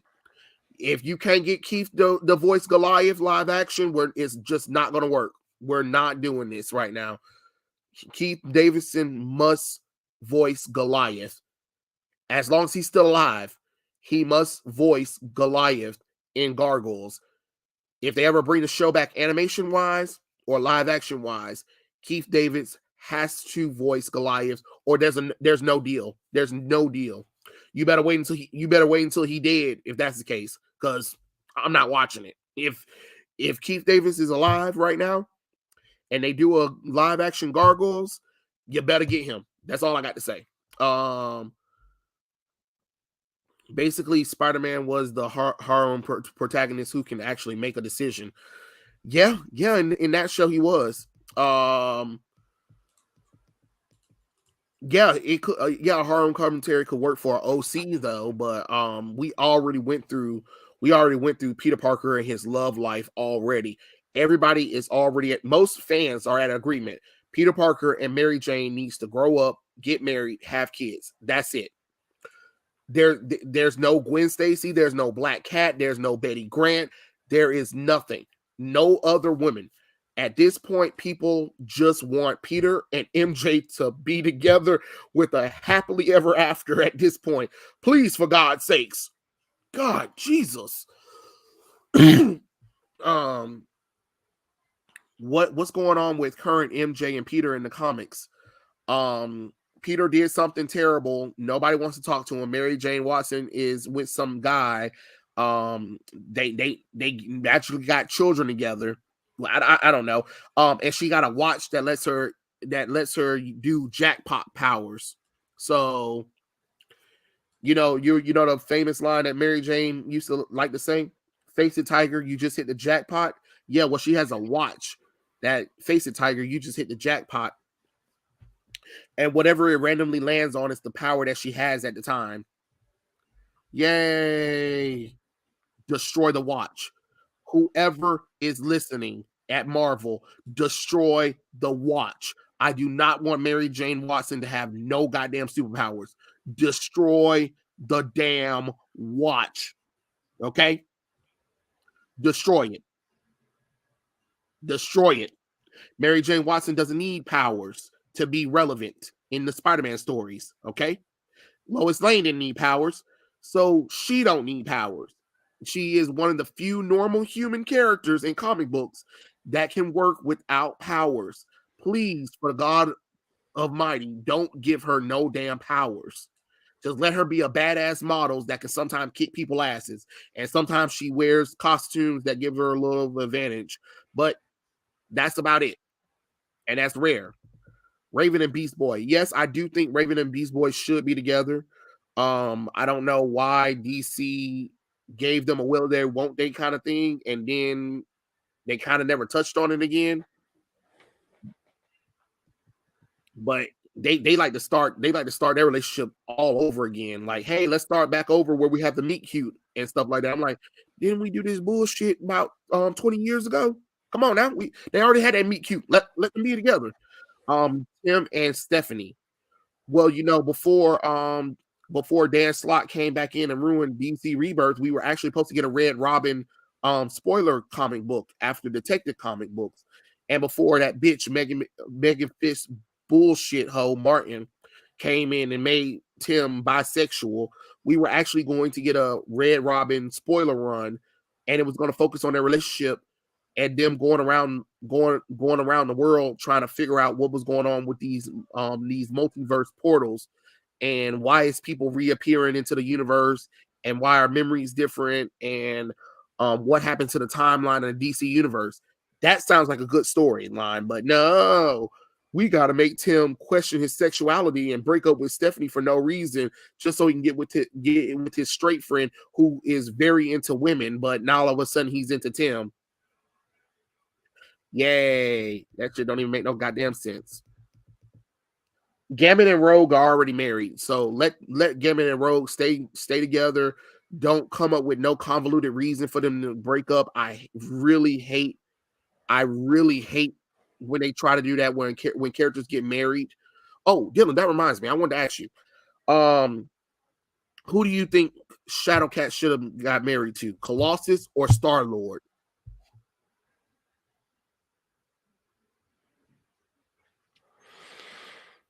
Colossus. Okay. The only reason why I'm saying that because she had two prominent like relationships and during like what the late 2010s, and I'm like, she was with Star-Lord, and I'm like, so are they gonna get married or what? And then she what broke up with Star-Lord, then cut her hair, and then she started a relationship with Colossus. They were about to get married, but then she said hell no. And I'm like, bitch, you might as well stay with Star-Lord then. I mean, I remember the Shadowcat Colossus thing from when I was younger too. So it just Yeah. I always kind of figured like they were going to end up together anyway. So it kind of makes sense in my head. No, I mean I know. I'm just saying, but when they threw that Star-Lord in there, that kind of threw a curveball. I was like, well, I guess maybe Star-Lord and Kitty. I'm not gonna lie, that was an interesting run to read where Shadowcat was with the Guardians of the Galaxy, and then Thing joined the team, Venom joined the team. I was like, this Guardians of the Galaxy team is all over the fucking place. But I'm here for it. It was kind of cool. I don't know why they built up Colossus and Shadowcat's marriage just for them not to get married. I was like, man, come on, bruh. Like, I know a lot of people, like you said, Dylan, it's been a long relationship that you're just like, we've been waiting since they were like 14 and 19 years old to get together. Yes, Colossus was 19 at the time. Shadowcat was 14. Shut up. I Yeah. know y'all. I mean, yeah, I don't know. It was always like it just seemed very heavily like implied. So I was like, okay, it just kind of seemed like one of those things that it was like, okay, yeah, obviously those characters are going to end up together at some point, right? Like it Yeah. just I don't know. It was very heavily implied, I guess. Oh, it was definitely heavily implied. Remember Yeah. back in the day, they had thought bubbles. They Yeah, had thought exactly. bubbles. Remember? um, Nightwing and Starfire. Yes, there was really nothing wrong with Nightwing and Starfire. The reason why I remember Mark Wolfman and George Perez talked about it, and they was like DC at the time, the Batman editor, I think Danny O'Neill was over at the time. He was like he didn't want Nightwing and Starfire to get together because it would take him away from the Bat family, because Nightwing was also not only part of the Batman family editor stuff, he was also part of the Teen Titans stuff too. So if Nightwing and Starfire got married, it would have Nightwing sort of hands off to the Batman editors to do whatever they needed to do with Dick Grayson. So that's why they broke them up. And I always thought that it was weird that they came up with a lame reason for Nightwing and Starfire to not be together. I have this argument with a lot of people all the time, and I'm like, no, you have to look at Nightwing and Starfire like Peter Parker and Mary Jane Watson. You have to look at Barbara Gordon as Nightwing's first love, but they grew apart, they grew up, and then he got with Starfire. Starfire is his true love. And if you really think about it, outside of the comic books, they always have Nightwing and Starfire together in movies, video games, and shows. Nightwing is with who? Starfire. He's not with Barbara Gordon. So it's weird that in the comic books, they want to try to portray Nightwing and Barbara Gordon as this relationship goals. But outside of the comic books, it's always Nightwing and Starfire together. They even have a book. I mean, they even have an alternate reality daughter, Nightstar. Everybody wants to see Nightstar in the main continuity. So just do it, DC. Stop playing with us. Like, it's okay to let Nightwing and Starfire be together. But I know some people like swear up and down like Nightwing and Barbara Gordon needs to be together, but I just think their time passed. I think like since they grew up together as teenagers, first crushes, first loves, that it's okay for them not to stay married. And besides, if I had to pick, I'm picking tall, badass alien warrior princess over regular girl.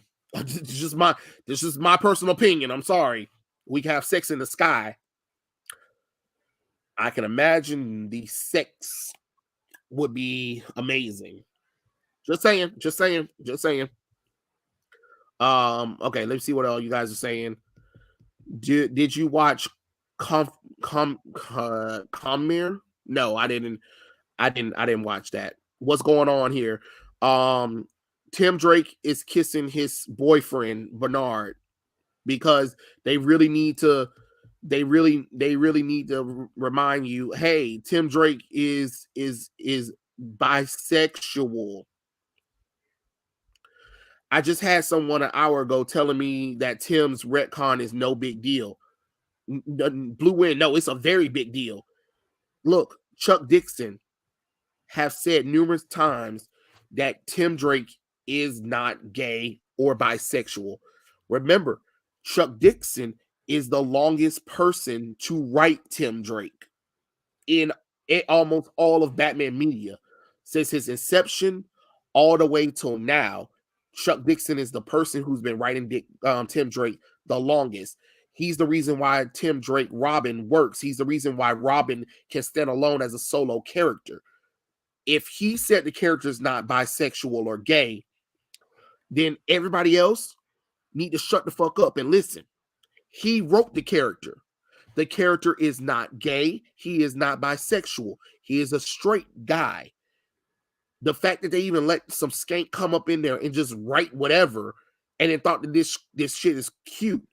And then you wonder why Fox News and them are talking about it. And some people thinking that it's wrong of them. It's just them being homophobic. No, because people have to remember it goes back to when that wackadoo doctor made a damn book, Seduction of the Innocents, where he literally did a thesis about Batman and Robin and how they're making young men homosexuals, and then for DC to go and let some skank bitch Meghan Markle come up in here. I mean, not Meghan Markle, shit. Megan Martin come up in here and say, hey, Tim Drake should be bisexual. There's a lot of Robins, but Tim doesn't really do anything. So let's make him gay. Are you kidding me? He has 30 years of damn history of being with females, moron. Like, what are you talking about? He doesn't have any history. So what did they just do? They just proved that damn wackadoo damn doctor that he was right about Batman and Robin. Because even then, they start trying to tease Batman having feelings for Ghostmaker and another guy when he was undercover. Like, what are we doing here? That is weird. Like, people don't understand how weird that is. That is creepy. Like, this doesn't even look good. DC Yaoi does better. Seriously, Asian is superior in this area too. Well, we're not going to talk about the dark side of Yaoi for DC stuff. They want to make quick money. Darcy, they making limited money. I'm telling you, they're not making a lot of money off of this shit. If you think they're making a lot of money off this shit, I got an island to sell you. Okay? Because newsflash, a lot of this stuff is not selling. I mean, they just admitted that a lot of these people aren't even getting paid for this stuff. Even when the books are shipped out, DC still haven't made payments on these books. So I don't know what to tell you. I don't know what to tell y'all. A lot of this stuff is not working. They already made Bruce Wayne bi, sadly. No, they didn't make him bi. They're trying to hint that he's bisexual, but no, ain't nobody about to let that one slide. Ain't nobody about to let they slide. They better not touch Gargoyles with that activist Disney track record. No effing way.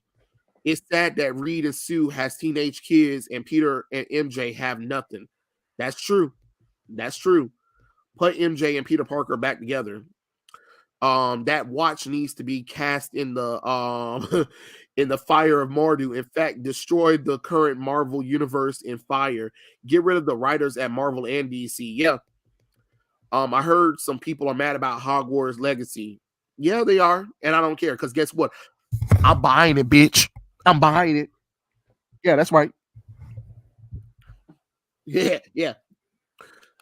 Call me homosexual if you want to, transphobic if you want to. I'm a transphobic, my fun behind over there in Hogwarts, but I'm gonna be a Ravenclaw, and I'm gonna go and explore Hogwarts. Yep, that's right. I'm gonna enjoy my deliciousness of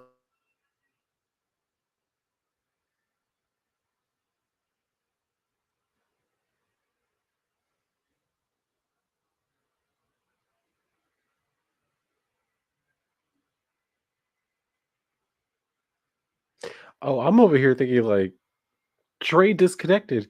No, he just muted himself. He'll be back. Don't worry, y'all. Oh, technical difficulties. Sorry, I didn't realize I hit the mute button. My bad. But that's okay. You smell that? The tears of all of the people crying because I'm being homophobic for saying that I'm going to play Hogwarts Legacy. Yes, I love your delicious tears.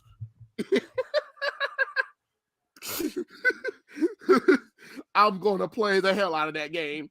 I'm going to be Ravenclaw, and I'm going to go and travel through Hogwarts, and I'm gonna live out my wizarding fantasy, because back in the day when we had Harry Potter stuff, we only could play as Harry. That's it.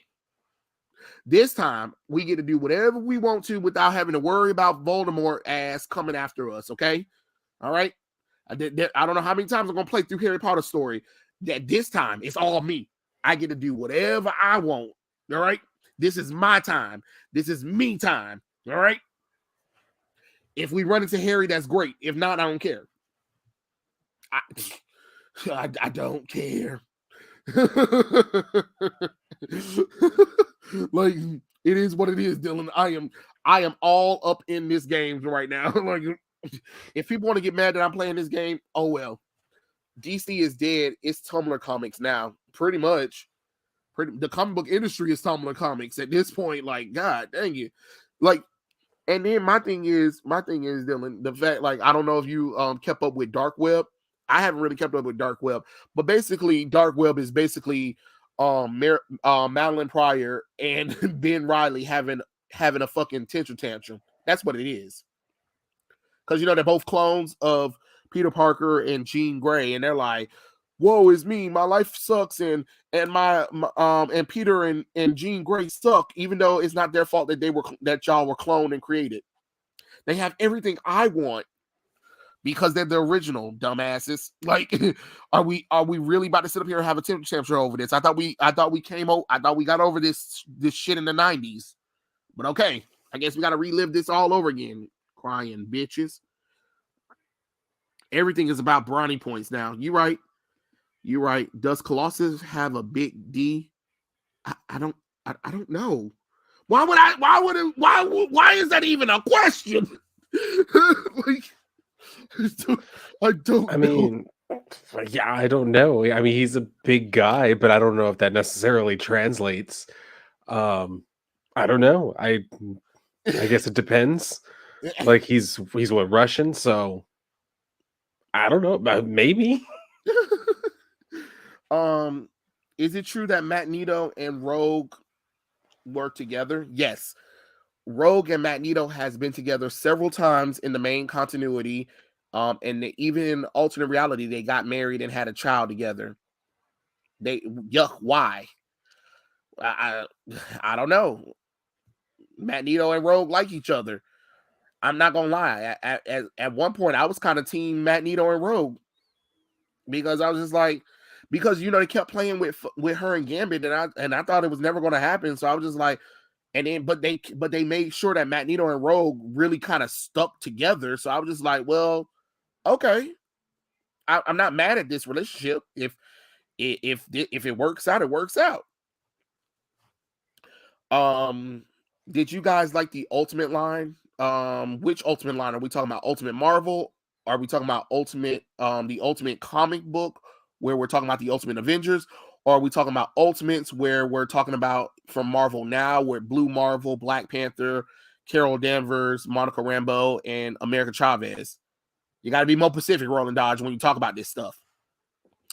Nightwing can be on both the Bat and the Titans families. I know you can, Blue Wind, but I'm just saying at the time, that's how DC was. So, Shadowcat was underage. Yes, Shadowcat was 14. Colossus was 19, and they grew feelings for each other.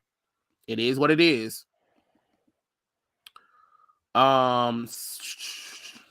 Megan, what's her name? Makes even actual porn actresses modest by comparison. Megan Fitzmartin is nothing but a Tim and Connor shipper who got DC afraid of her or something because of the evil behavior she has for comic book fans is too elaborate. Probably right. I mean, they keep getting these shippers who never read a comic book before. They picked the wrong character to make gay and bi. They should have chose Damian Wayne instead of John Kent or Tim Drake. I don't care about Damian because I can't stand him and he's insufferable.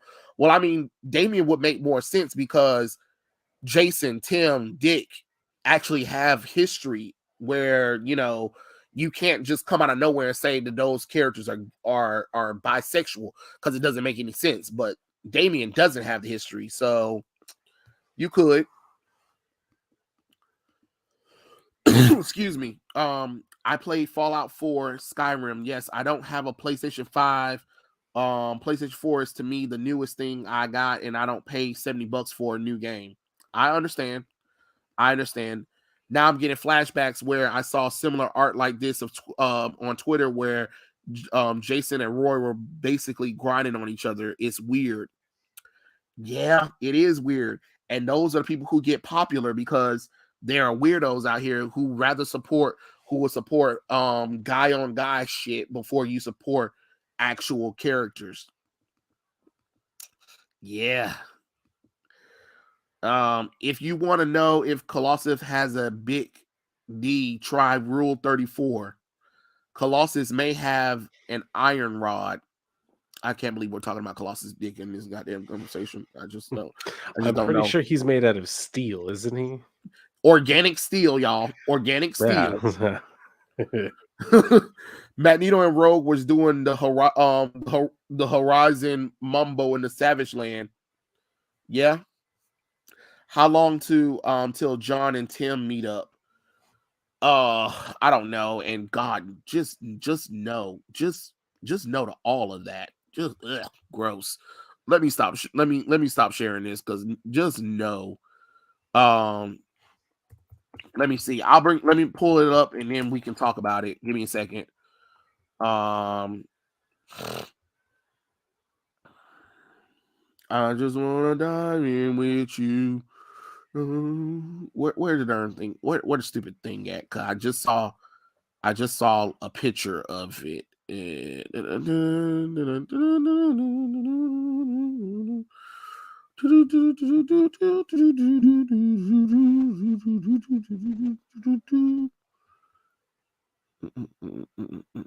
Hold on, y'all. Give me 1 second to get. I want to get a good picture. Pulling up on the thing. So, you guys gonna have to forgive me for a second. Got to make sure I get this stuff together. No. Hold on. I guess I got to put it in. I think.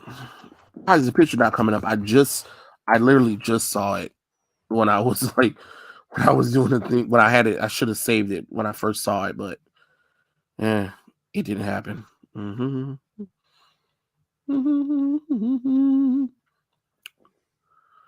me see. Hold on, y'all. I'm trying to pull up the picture that I'm looking for, so we can talk about it because I know everybody want to talk about it.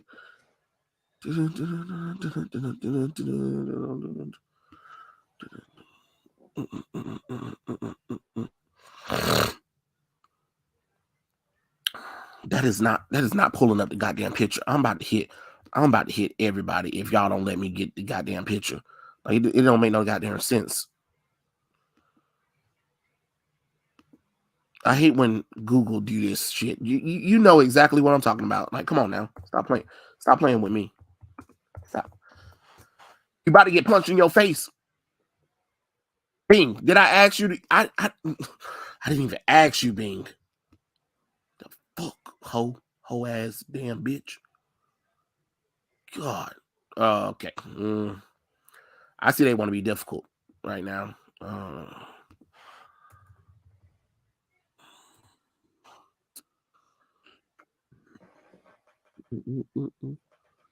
Hold on. Oh, Dylan, did you I don't know, did you watch The Last of Us? I've only seen the first episode. I haven't seen You haven't the seen last. You haven't seen the controversial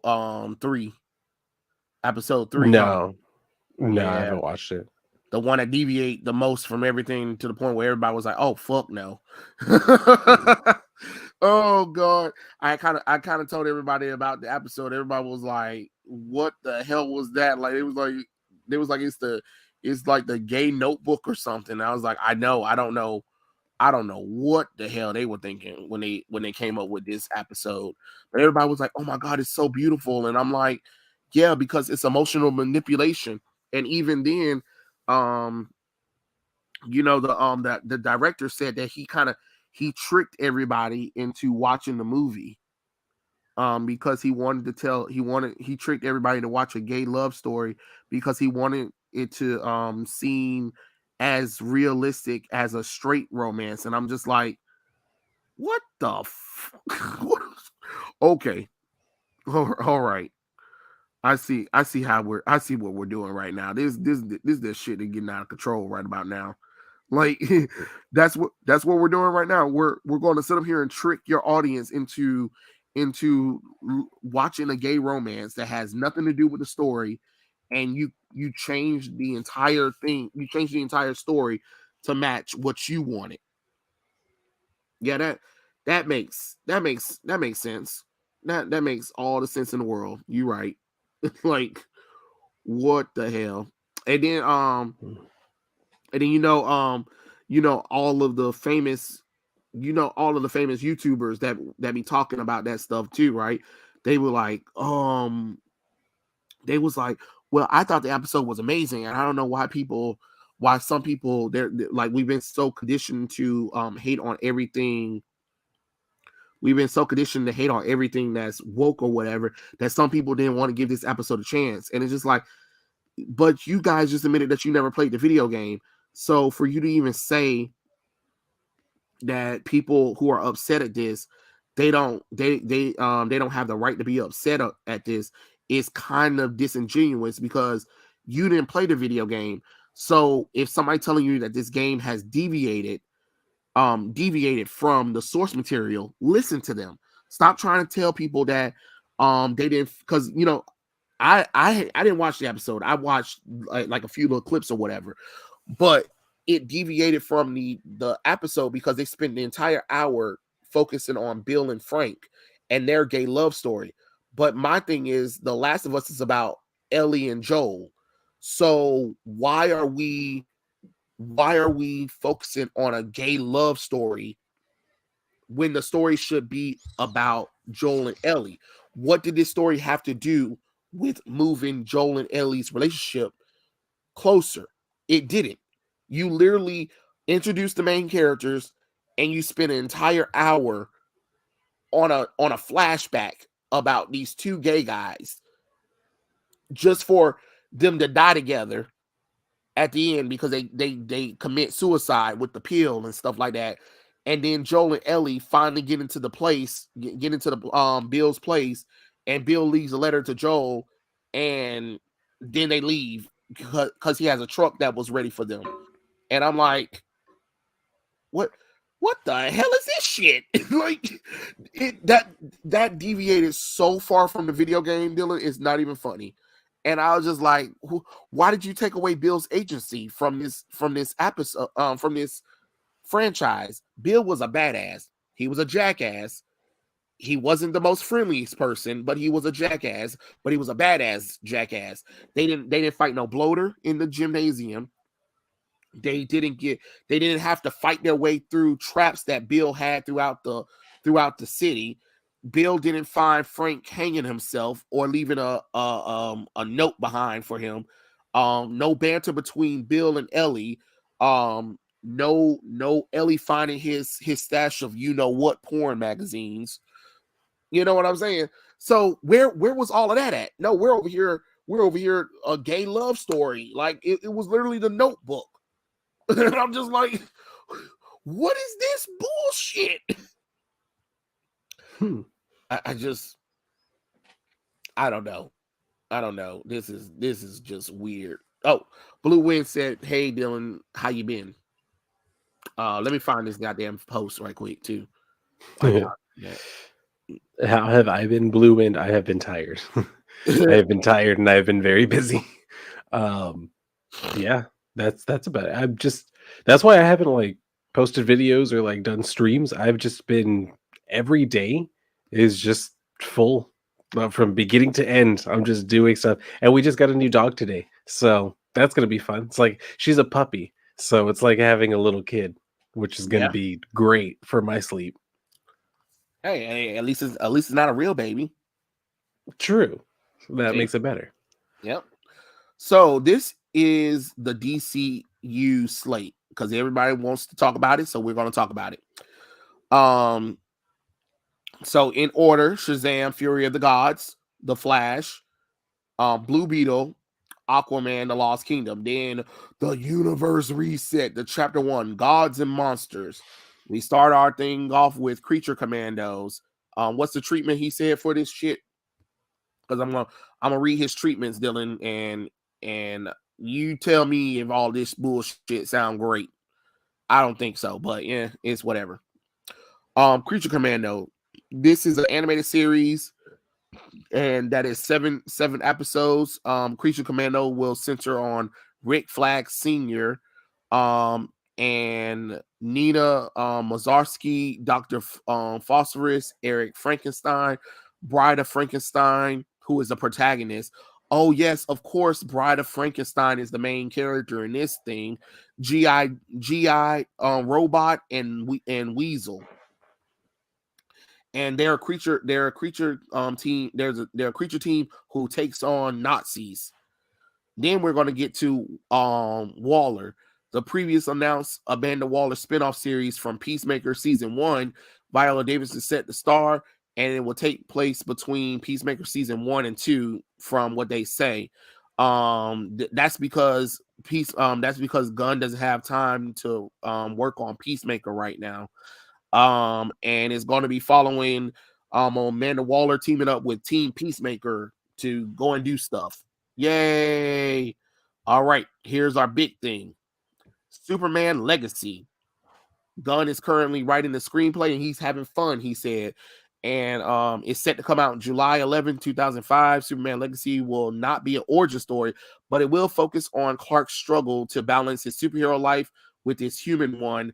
And the story will explore Superman becoming a beacon of kindness in a world that believes kindness is old-fashioned for truth, justice, and American way, and how he can balance out his Kryptonian life with his human life, even though Superman never had that issue. But okay, sure, whatever. Then we're going to get to The Authority. This is based off of Wildstorm, and it's a passion project of James Gunn. The DC imprint brought Wildstorm a while ago, and now they're coming to a live action movie. This is going to explore anti-heroes who have good intentions while going to extremes to get it done, and how to fix a broken world. Brave and the Bold. This will be a Batman and Robin story, and it will star a new Dark Knight. And it's based on Grant Morrison's Batman run. The story will see Batman discovering that Damian Wayne is his son, a taught assassin, James Gunn's favorite Robin. Bruce must now raise Damian under his wing. The Brave and the Bold will also feature other member of the Bat family. It is not revealed if they decided which actors will play him or not, which is kind of strange because you might as well have got Ben Affleck to play Batman right here if you're going to have an older Batman and a younger Superman, you jackass. I'm sorry, that's not part of the treatment. That's not part of the treatment, Dylan. I'm sorry. Lanterns. Lanterns will center on Hal Jordan and Jon Stewart, and it's going to be a true detective-like show where the Green Lanterns will be serving as super cops on Precinct Earth. The Lanterns will lead over into an overall story about an ancient horror while weaving between movies and DC TV shows. Then you have Paradise Lost. This is a Wonder Woman prequel series in the style of Game of Thrones, and is focusing on the origins of Themyscira before Diana was born. Paradise Lost will explore how political game is played on Themyscira and what a society of women do in order to gain power. And then you have Booster Gold, a series focused on a future tech superhero with imposter syndrome in the works. He's a loser from the future who decides to go back to the past so he can become a superhero that the public adores. You have Supergirl, Woman of Tomorrow. The Girl of Steel is getting her own solo movie based on Tom King's recent run. And it's going to have, while Superman was raised on Earth with kind parents, Supergirl stayed on a piece of Krypton that drifted off, and she saw everyone that she loved died, and now she's a much jaded and angrier Supergirl, more than the one that we ever saw before. And of course, our last one is DC Swamp Thing. Swamp Thing is going to explore the dark origins of the Swamp Thing. Yep. So that's our slate, Dylan. What do you think? I don't know. There's just a whole lot in there that's just a whole lot of nothing. Weird choice. Yeah, there's a whole lot of weird choices, and just some of the projects I'm like, why is this part of like your first wave of stuff? But I don't know. Yeah. My thing is, where's Justice League at?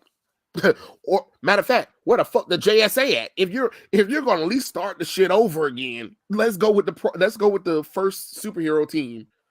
Like, JSA, no. Justice League, no. Flash isn't. Flash isn't even in there. There's no Green Arrow, Black Canary. No, we're just gonna. And then he said that he wants to use Batman, Superman, and Wonder Woman to uplift all of these other characters first. And I'm like, well, James, first you need to actually set up Batman, Superman, and Wonder Woman first. If you can't set those characters up, you can't set the universe up. I mean, my God, what the fuck? How the hell are we doing the authorities before a Justice League movie is beyond me. I ain't never seen no shit like this. This is so, and a lot of this is his passion projects, though, Dylan. So basically, y'all was talking about, I know how some people was complaining about Snyder with Batman and Superman killing or whatever. Almost all of these characters, all of this, okay, what we got the Authority, right? So the Authority is literally a Justice League team that doesn't mind killing. So, okay, check for killing. Swamp Thing will kill to protect the green, check. Supergirl will kill if she has to, especially if she gets angry enough, check. Creature Commandos is literally a Suicide Squad of monster characters. They will kill. Check. Waller. Do I really need to explain Amanda Waller? She will kill to protect the world. Check. Paradise Lost. Themyscira, warrior women killing each other or killing enemies. Check. So we got, and Batman Brave and the Bold. We have a Robin whose main weapon is a damn sword. Check. Okay, so we have Superman and Lantern and Booster Gold. That is 3 damn movies. And one movie, 2 shows that revolve around a hero won't kill. Maybe. But everything else, all of these characters will kill. All of these characters will kill. We are entering into a Suicide Squad verse. We really are. All of these characters have killed, or they're like the Suicide Squad. They kill. Y'all want to talk about how dark Zack Snyder shit was? Look at these characters. A lot of these characters will kill and won't think nothing about it. I'm sorry. I don't understand how this is your chapter 1 to your universe. This shit don't make no sense to me. I'm sorry. It makes absolutely no logical sense. I don't know. I'm at a loss for words dealing with this bullshit. I think it's stupid. I think this is completely dumb. There's no plans for the Trinity. Do you see any Wonder Woman thing up in here?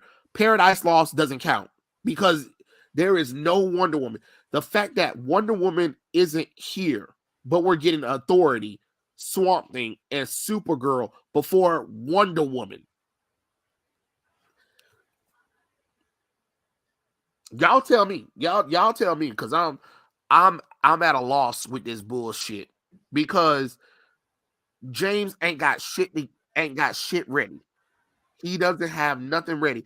And like I had said before, that I told some people when I was talking about it, I was like, you might as well have been better off going ahead and greenlighting Man of Steel 2 with Henry Cavill, and you could have easily got Man of Steel 2 out by next year. If y'all already had a script for Man of Steel 2 written, all you had to do was tweak it.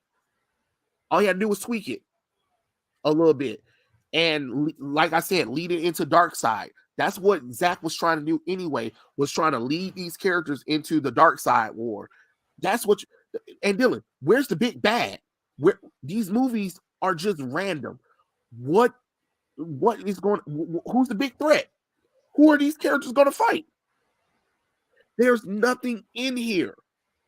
Oh, but by the way, we're still going to get Superman and Lois. We're going to get the Joker sequel movie. We're going to get the Batman Part 2. And we're going to get more Teen Titans Go. Oh, and we're going to also get Ta-Nehisi Coates Superman movie too. They just announced that today at another press conference. So isn't that exciting, Dylan? Yay! Yeah, I still don't know why they would want to continue with that movie. That's just a terrible idea all the way around. And then I heard somebody say that Peter Safran said that he'd rather do the Elseworld Superman story before he does anything with Snyderverse, because he said he doesn't think that it can bring in any money or anything. And I'm like, Peter, stop lying. Peter, stop lying to yourself, because we know damn well y'all been self-sabotaging Snyder for a long time, because you produced that Shazam shit. I'm sorry, how much did Shazam make at the box office? I'll wait. Oh yeah, that's right, not that much money. Did the new one come out already?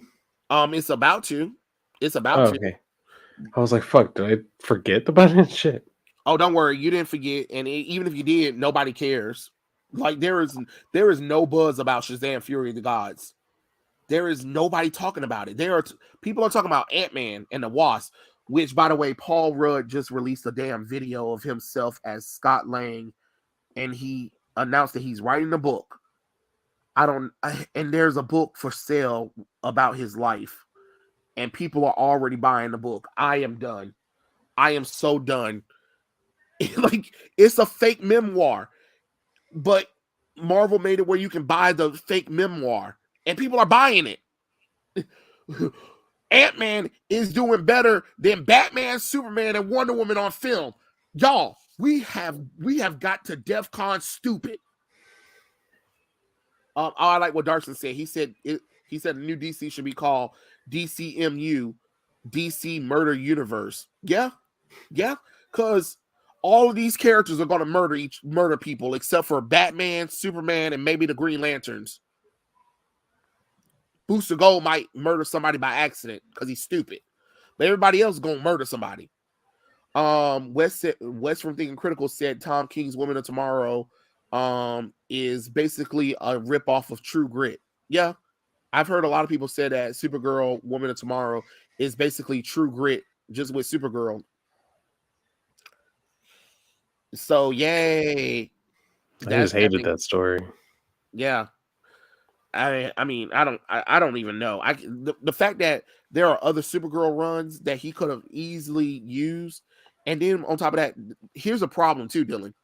He's basing everything off of Warren Ellis, Alan Moore, Grant Morrison, and Tom King. Some of the four people who like to subvert expectations on everything that they work on. Yes, Grant Morrison's Batman run was okay. It was okay.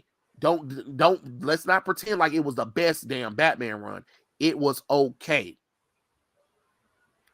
Alan Moore's Swamp Thing was fantastic. Okay, all right, I'll give you that.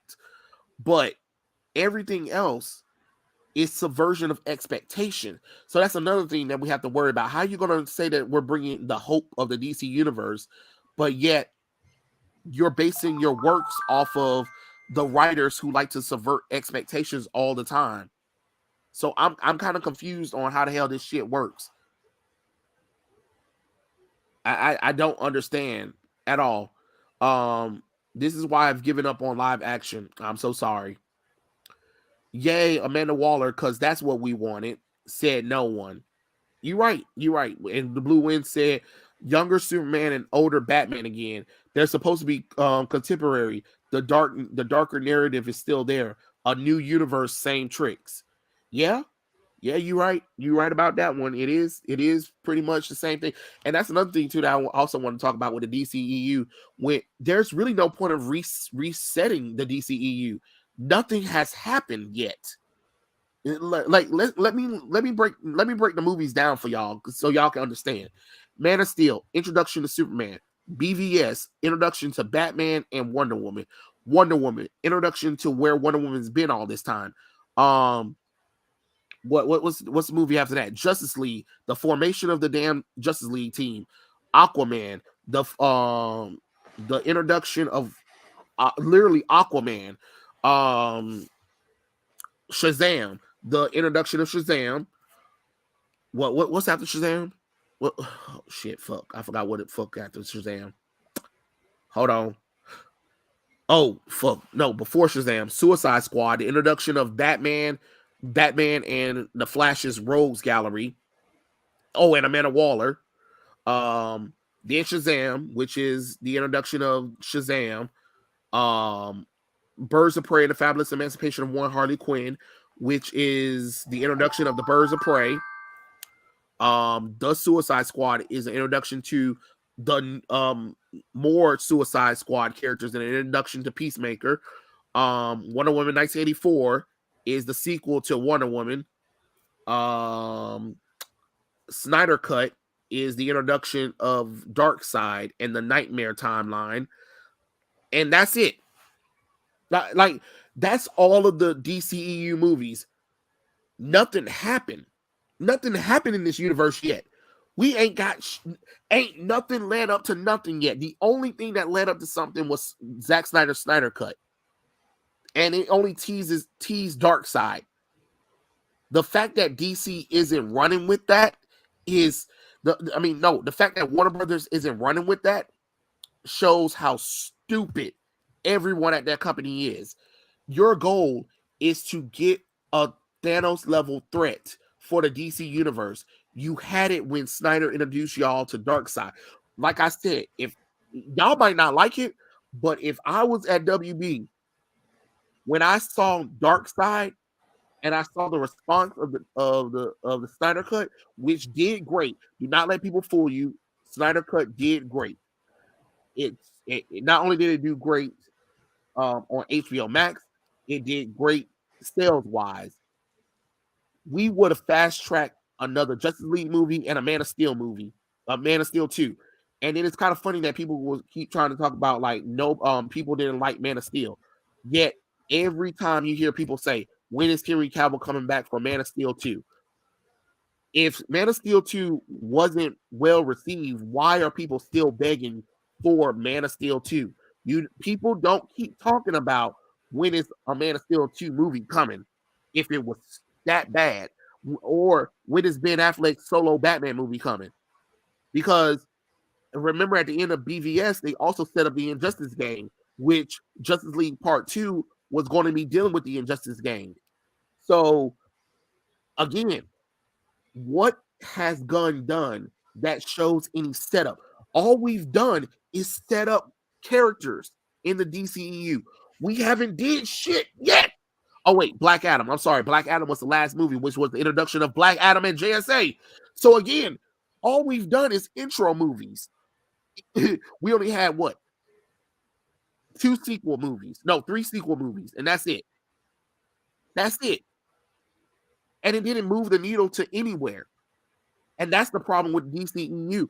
That's why after Snyder left, that's why shit didn't work, because it didn't lead up to nothing. You didn't have a plan. You have to lead these characters somewhere. These characters have to go somewhere. Now, if y'all are looking at this, if y'all looking at phase 1 of this, chapter 1 of the DC universe that James Gunn is doing, tell me what are they leading up to? I couldn't tell you who they were leading up to at all. Like, Dylan, do you have any idea who they're leading up to with these titles? No, I have no idea. Especially because like Paradise Lost is in the past, so it'd have to be somebody you can if it's all connected, then it'd have to be somebody who can travel through the past or something. Yeah, because the Creature Commando in Paradise Lost takes place in the past. So I'm kind of confused on why are we focusing on 2 shows that focus in the past that ain't got nothing to do with the present.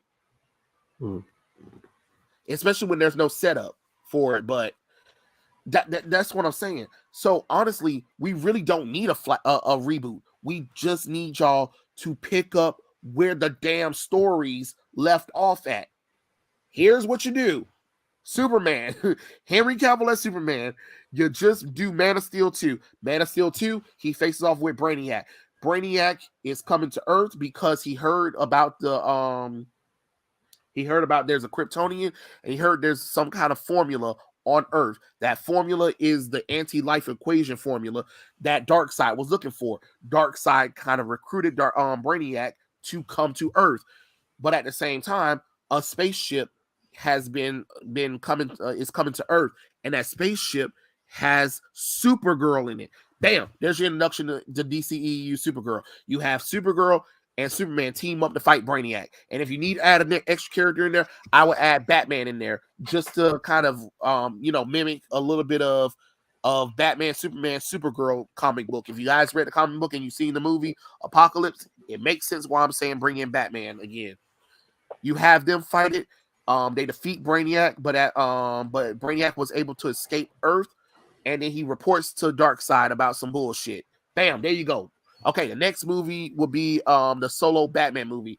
Lex Luthor has hired Deathstroke to take on Batman because of some bullshit that they got going on. This will have the introduction of Nightwing, because Batgirl is stupid. How the fuck you gonna show Batgirl before Nightwing? That was just dumb. You're gonna have Batman team up with Nightwing to find out what's going on, because Deathstroke is leaving behind these clues or whatever. So we're gonna have a detective kind of thriller or whatever, and it's gonna be a battle of sons, because Deathstroke is upset at Batman for not saving his son, one of his sons, and he's taking it out on Nightwing. Then you have this epic clash between Batman and Deathstroke. Bam.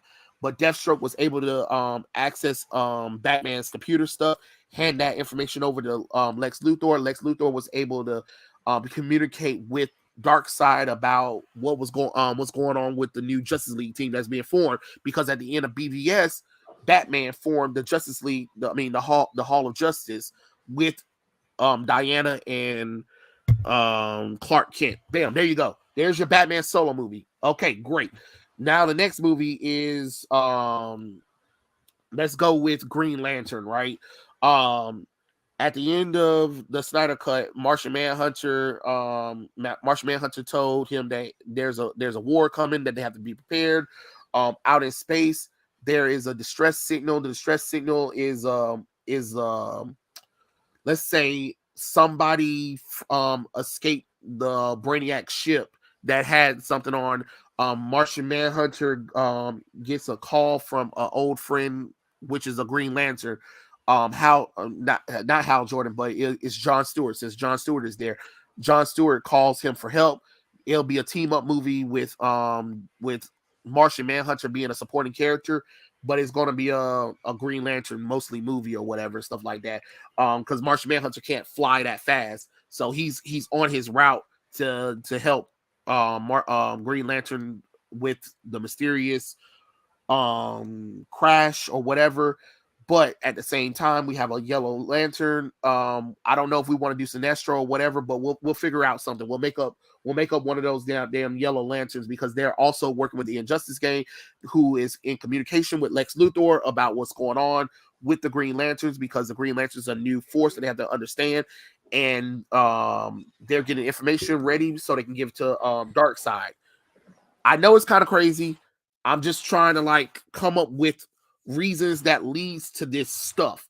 So Green Lantern, Martian Manhunter team up to stop the Yellow Lanterns that has invaded Oa. They stop them, but a few of them escape. They give the information over to Darkseid. Darkseid was like, excellent, even more information. Then you jump to the Flash. The Flash is dealing with Reverse Flash. Not for Reverse Flash, but Captain Cole. I think it was Captain Cole, and Reverse Flash was in Snyder's original piece. And there the Flash is trying to free his father, but he also has to deal with Captain Cold, who wants revenge on Central City for something that happened with his sister, Golden Glider. I don't know. We're just making up some kind of some reasoning why that might work. Cyborg comes because Cyborg runs some calculations or whatever with the mother box and the father box, and it has something to do with Reverse Flash, because Reverse Flash is secretly working with Lex Luthor's team, and he's getting information on Barry Allen and recording some stuff for a time paradox because they know that Flash has already traveled back in the past.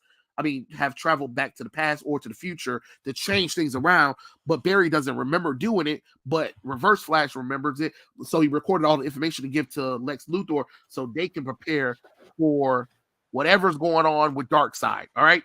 Everything is leading up to Darkseid. And Wonder Woman 3 will have her and Batman teaming up because Batman's going to be in there. He's not going to be in there as much, but Wonder Woman is going to be facing off a new Amazon who has come to Themyscira.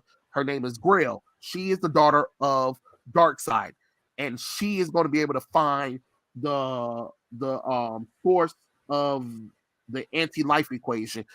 But it's on a piece of Themyscira, so she has to create a ritual, and that would require her to take a large portion of the island or whatever in order to create an opening for her father to come.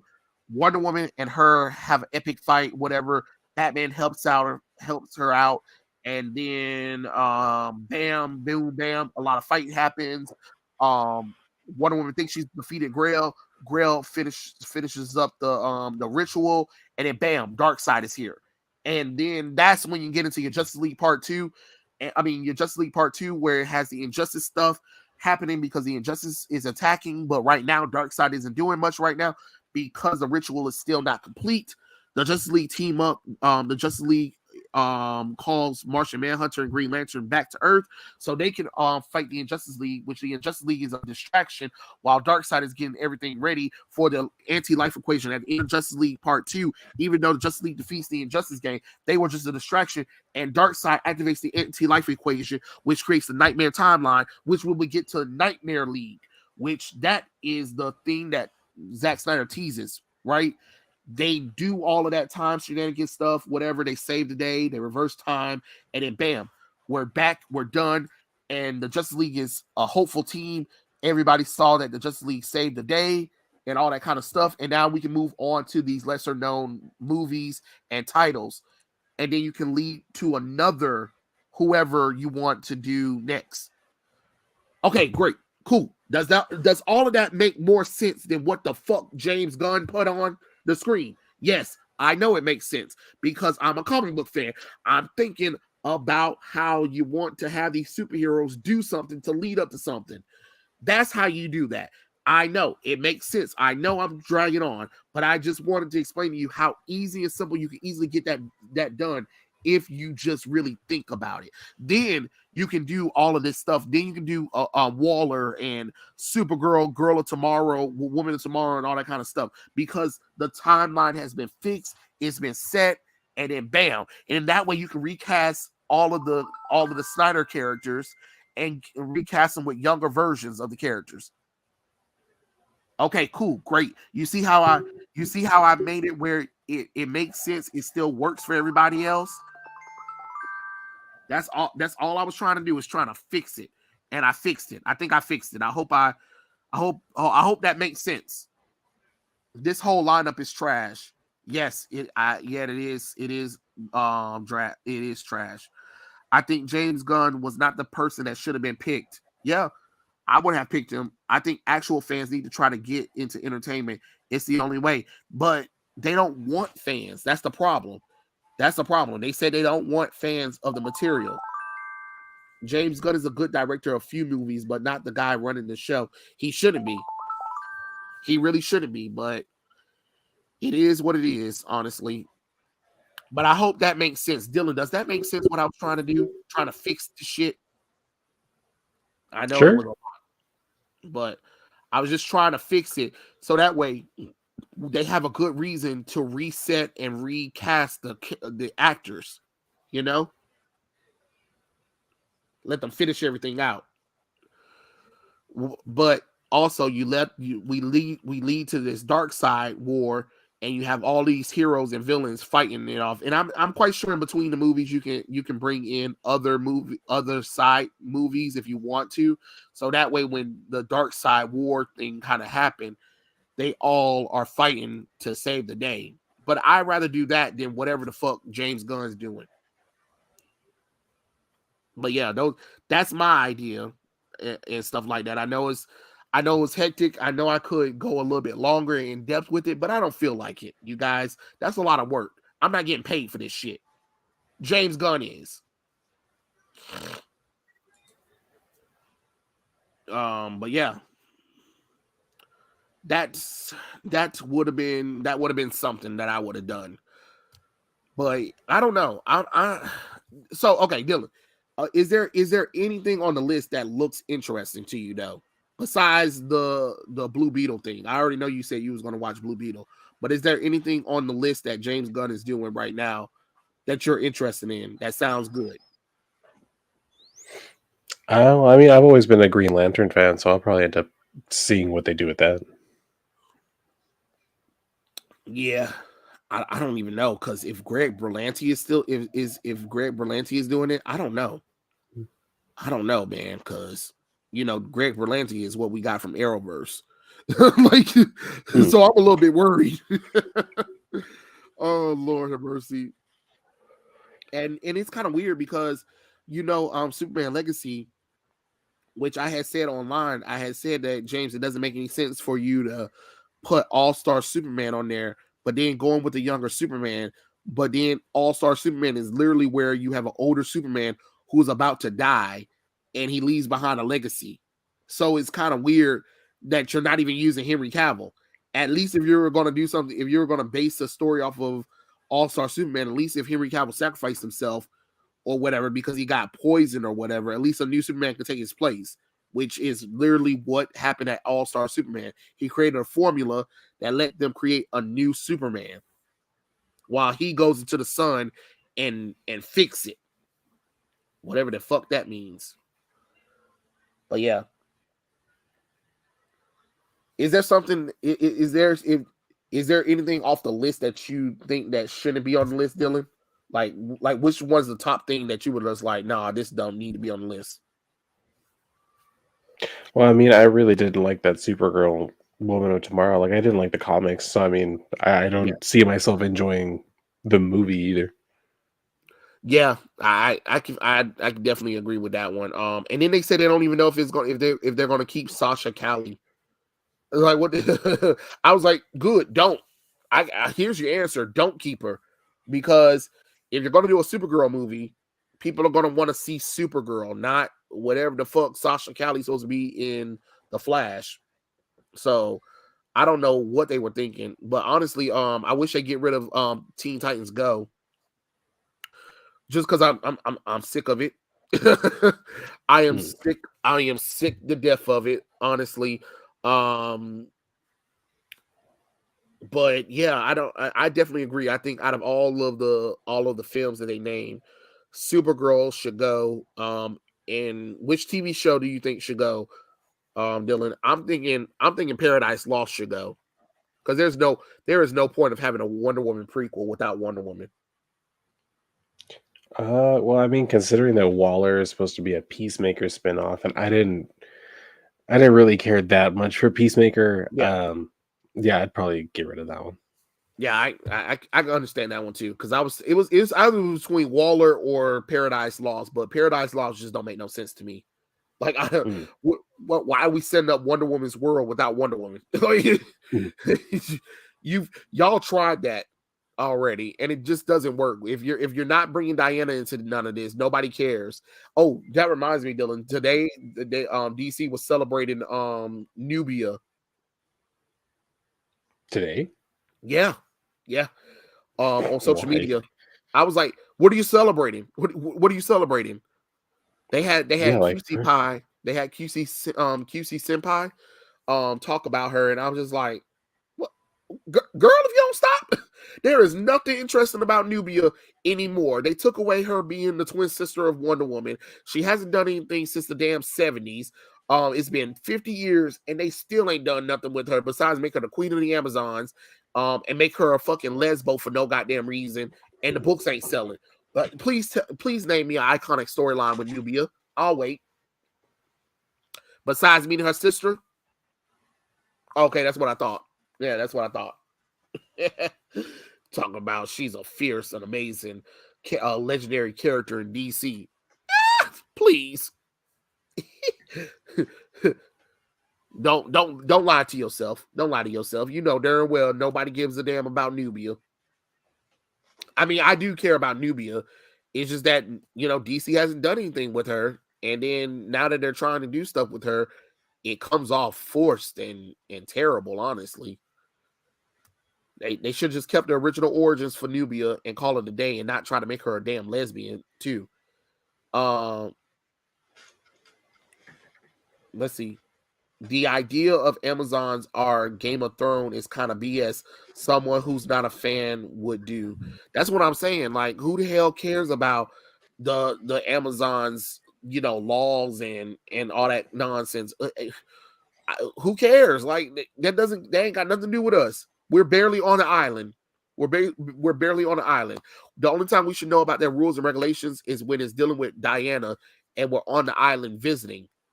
You know what I'm saying? If something happened and Diana was on there and Diana is, you know, explaining the rules and regulations, other than that, I don't care. I really do not care about what the hell is going on with these Amazons at all. And then another thing that I was thinking too, Dylan, is like, instead of doing a gritty origin movie of Swamp Thing, just pick up where season 1 of Swamp Thing left off at. That's all you got to do. You know what I'm saying? It's right there. DC doesn't even care about Wonder Woman. They sure don't. You see, they give them to pathetic writers and artists. Like, Jesus Christ, that Trial of the Amazons was the worst piece of shit I've ever read. Oh, get this, Dylan. Guess what Wonder Woman is dealing with right now in her comic book? I have no idea. Milk. She's fighting milk gods. What? You heard me. She's fighting milk gods. Like actual milk. Like MILK. Milk. She's dealing with milk, man. Like, I don't know where she's dealing with magical milk. I guess I don't know how this. I don't know. But yeah, doesn't that sound interesting? You said they're gods? It looks like they're gods. I don't know. I'm more confused about the fact that she's fighting milk. Like they're made of milk. Yeah. Do they have like a shape? Like, do they look like humanoid, or are they just like do they have a shape? Yeah, they can make shapes. They can make shapes. Okay, but they're not always like in a particular shape. No, I don't think so. Hold on. I don't know if I can even get a picture. Let me see. Wonder Woman. Let me see if I can do Wonder Woman versus Milk Gods.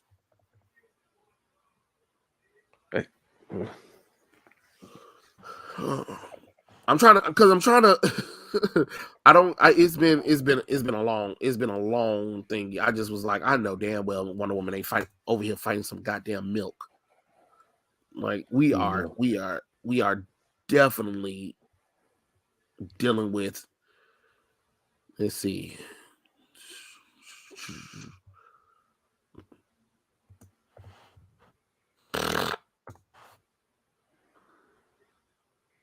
No,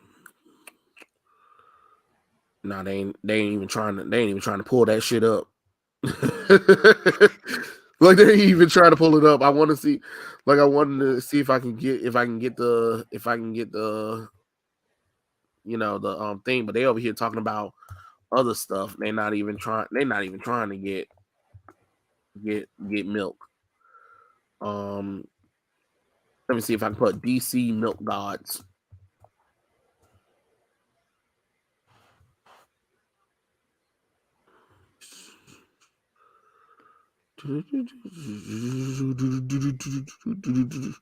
I mean, I know we had that DC Young Animal Milk Wars, but in like the Wonder Woman comic book is like she's actually dealing with milk too. So that's another thing that's weird, because even Wes was talking about it. He was describing like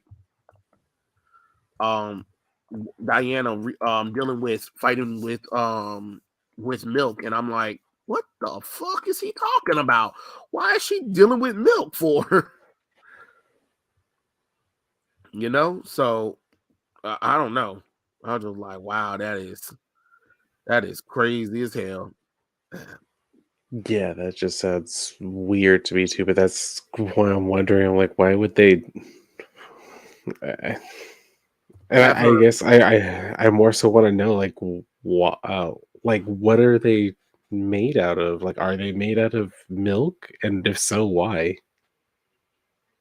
Yeah, that's the thing I'm confused about too. I want to try to see if I can find the damn comic book issue where see if she was fighting Milk, because she was fighting Milk, Milk. or like Huh. the gods of the milk or something like that. You know, it's weird. Like I don't know. Like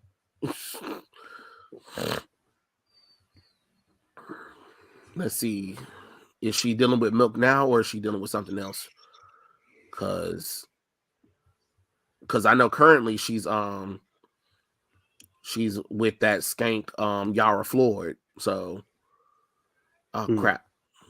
Let me see. Well, that's 195 anyway. Oh my god, would you guys stop popping up? I'm trying to darn get to the darn comic book. He darn sites over here just doing the most. All right. Let me see if I can find the little thing. All right. Hold on. Oh my god. If I have ad blockers, I don't understand why there's more ads popping up. It makes absolutely no sense. Make it make sense, because I can't make it make sense, Lord.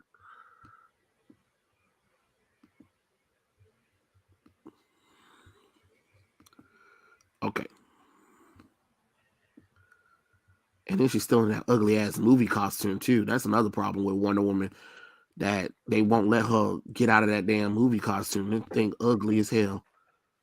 Okay, so this one is the one where Wonder Girl takes flight. Okay. Let me see if this one, I can't remember which one it was, but she was definitely fighting Milk in one of these issues, and I'm trying to get to it if all of this stuff will stop popping up. Okay, and you know what's so crazy too about the current Wonder Woman run is that now she's working with Yara Floyd, right? But it's just like, bitch, you wasn't even barely working with Donna Troy and Wonder Girl in your comic books, but now you're working with Yara. Like that is so disrespectful to both those women. That you know, I don't know. I think it's weird. This one looks like they're fighting some kind of god. So I guess it's not this one. Let me see. 192. I can't remember what issue it was, but this one, she was fighting Milk. So I just want you to know she's definitely fighting Milk. I just can't remember where it is that she was fighting Milk, but she's fighting Milk. Okay. Mm-hmm. This one she's fighting Cheetah. Yeah. I know it's kind of hard because I do not remember the issue that she was fighting, but she was currently, the last time I was reading her book, she was fighting Milk. So maybe that plot is almost over. This one is where where the Trinity returns. So that one's not it. Hold on, because I want to see if I can find the milk shapes, the milk gods. Because I don't even. Oh, here it is. Ha. Wonder Woman 794. 794, and it is literally a carton of milk. Hold on. I'm a It's share a this. carton of milk. I'm gonna share it. Give me a second, Dylan. Let me share it so you guys can see what I'm showing right now, because I had to find it. I knew I wasn't crazy because even Wes talked about it.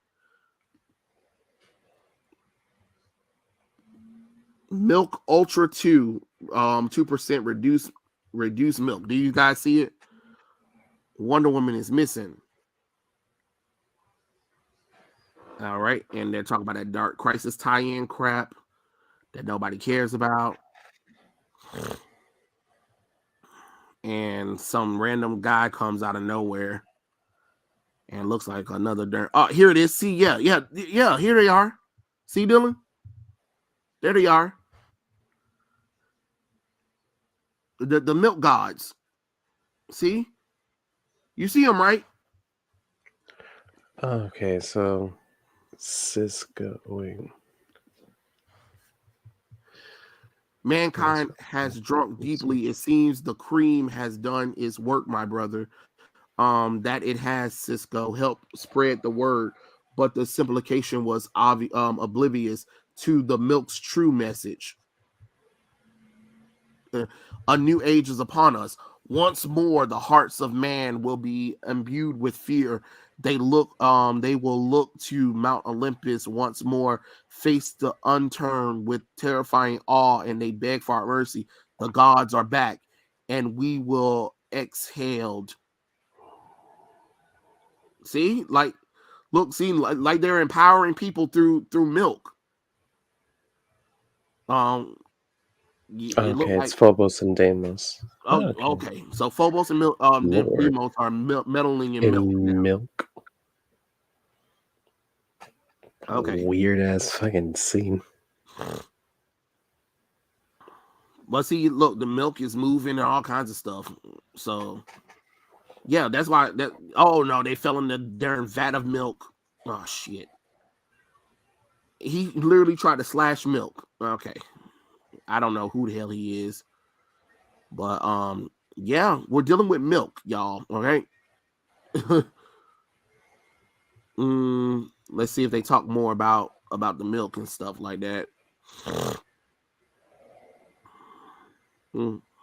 Whoa, shit.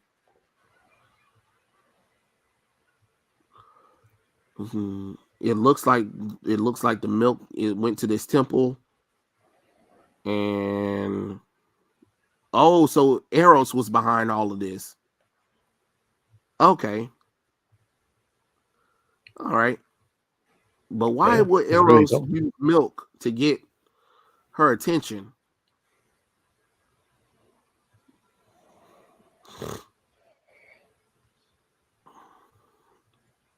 Before the Storm, Part 1. Okay, all right then.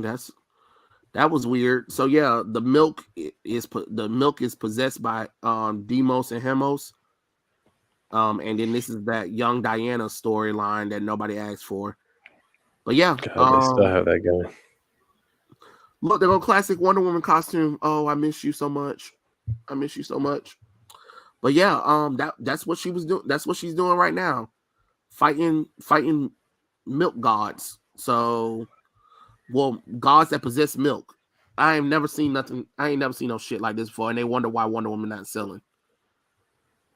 And is it still Becky Cloonan and Michael Conrad? Hold on. Oh, let me scroll back down to see the writers because they didn't put it at the beginning. They put it at the bottom. Hold on. Let me see. Or no, it was Stephanie Conrad, right? Or Stephanie Phillips. Wait, who the fuck is writing this shit? I can't remember anymore. Michael Conrad and Becky Cloonan. Yeah. I was like, I know it's two people. I always remember Michael Conrad's name. I can never remember who the hell he writes with. Yeah. But my thing is, why in the world would they have the gods possess milk? Though, like, I'm confused on how does this work? Like, why did you feel the need to have Deimos and Hemos possess milk to fight to fight Wonder Woman or to fight mankind? Like, what would be the purpose of milk doing that? Yeah, that's why I don't understand what that is. I mean, I haven't read that issue, so I don't know what the context is. But Oh, yeah, that's just a weird gimmick. Edna Candy, they decided to race swap her black, and she's a lesbian now. Yeah. DC, why you didn't use Cassie or Donna before Yara, and why are you using her now? Future state. Yeah, Yara thighs needs to go. It's it will be well worth the sacrifice. I guess the only good thing that nobody cares about Yara except DC. Yeah, that's true. That is true. Nubia Real One is one of the best comic books ever written. Oh God. Everyone's new favorite character, Yara Floor. What's next? She's gonna fight Brawls next. Knowing that she probably will. Prepare mortals for your toilet bowl awaits. Because you know how stupid it is. They should have said nothing bad about the golden, silver, and bronze age. I mean, to be fair, if you're lactose intolerant, it's a serious threat. I mean, I don't know. I don't know how you could make. I don't know how I would feel about a story about milk gods possessing milk. Like what the fuck we doing here? Are we that out of ideas? Like face me, mortals. You will feel me, or else I will give you lactose intolerance. Like good. Sure, we that way we don't have to milk no more cows. Like what you're doing us a favor. I know it's unbelievable. Milk fetish from the writers. Yeah. Yeah. Yeah, it's something. So I mean, what do you think, Dylan? Like the gods possessing milk. I mean, like, yeah, like I said, that's just a weird ass gimmick. But I had honestly checked out of like this particular run a while back. Just Michael Conrad and Becky Cloonan just write such a boring story. Like, honestly, Yeah. it's not exciting. No, I definitely agree. I definitely agree. And until they get rid of that goddamn look, they got a lot of work to do for Wonder Woman. First, they got to stop focusing on this lesbo bullshit with these characters. No man wants to read a comic book full of fucking lesbians. They don't. I'm just gonna be honest with you. They really don't. Even though I know Wonder Woman isn't a lesbian, still all of that feminist female on female power hugs and kisses bullshit. No, I don't want to see. I want to see Wonder Woman run up to Steve and Steve pick her up and they have a passionate kiss or something like that. That's what I want to see. If you want to show women like that's how I want to see women. But this whole thing about milk and Diana still in that stupid movie costume while Superman and Batman are back in their post crisis costumes, it makes her so far removed from the Trinity, and it shouldn't, but it does because she's still looking like Gal Gadot over here. Like enough, you're not Gal Gadot. Take off the damn costume, Diana, and put on post-crisis costume, please. Like it just don't make no sense. But I don't know. And maybe get these people off of writing her. You need somebody who actually cares about Wonder Woman, please. Actually want to see the characters succeed, not whatever the fuck y'all doing right now. Someone should do a documentary on the various eras of comics, all the way up to current times, unless it's an adult comics. Yeah, I guess so. I kind of thought Wonder Woman looked Latina in the comic. No, that's just the skin color that they're using. Y'all have to remember Diana is like Greek Mediterranean, so yeah, she's still a white character though. I don't know. But yeah, I think that was really it. Honestly, that I wanted to kind of talk about and get on the stream about. Honestly, but yeah, I just had to show you about the milk gods though, Dylan, because I knew she was fighting milk. Yeah, and I honestly did not know what to expect going into that, and far exceeded expectations. I think that's fair to say. Oh, definitely, most definitely, most Mhm. definitely. Hopefully they'll be finished fighting Milk soon. Like, Yeah, I hope they don't revisit that one anytime soon because that's yeah, just it was just a weird idea. most definitely. I haven't read the new. I heard that the new Superman run got Power Girl with psychic powers and shit now. So now she can enter your mind and punch your issues away or whatever. And she's teaming up with Omen, and they got costumes like the Super Family, and I'm just like, oh God, please kill me now, Lord. And Power Girl, breast done the breast size. I'm like, how the hell she went from a damn double D to a goddamn A cup is beyond me. And of course, it's written by what's the damn bitch name? I forgot what her damn name is. She, how she be complaining about female looking too sexy and stuff like that. So it's whatever. Um, Batman, I don't even know. I think Batman entered that portal or whatever, even after that unbelievable survival from space re-entry. That makes no sense. Oh yes, yes, yes. Liam Williams. Yeah, yes, Liam Williams is writing that backup story. Mm. Yay. Um and hey Dylan, have you ever read that story, that comic, The Monkey Prince from DC? Yeah, yeah, I've read it. I Do you haven't. like it? I enjoyed the first few issues. I haven't caught up with it. I think I've only read up to 5, Uh-huh. I think. But yeah, I like the story. I think he's an interesting character. I read the Jeremy Adams Flash run. That thing is fantastic. Yeah, that book is really good. That book is fantastic. I'm so mad that he's not writing the Teen Titans. I mean the Titans, because I think if he was writing the Titans, holy shit, I think he could. I think he can really, actually elevate the Titans. Tom Taylor, hell no, Mhm. hell no. Let's be thankful at this point. It could have been another white creamy substance. Oh my God. Oh my God. What if the gods have possessed sperm? Oh my God. That is gross. That is gross. That is so gross. Oh, I've been hearing people said the issue number 1 of Sins of Sinister is pretty good. Have you read that one? I have not. Me neither. That's why I was wondering. I was about to say, see what you thought about that one.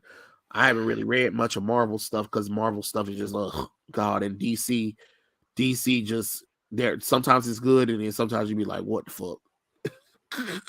Yeah, I've been trying to avoid like anything X-Men. Like, I, I'm not sure when or if I'll ever get back into like anything really X-Men related, but Oh yeah, definitely most not definitely. now. Most Yeah. definitely.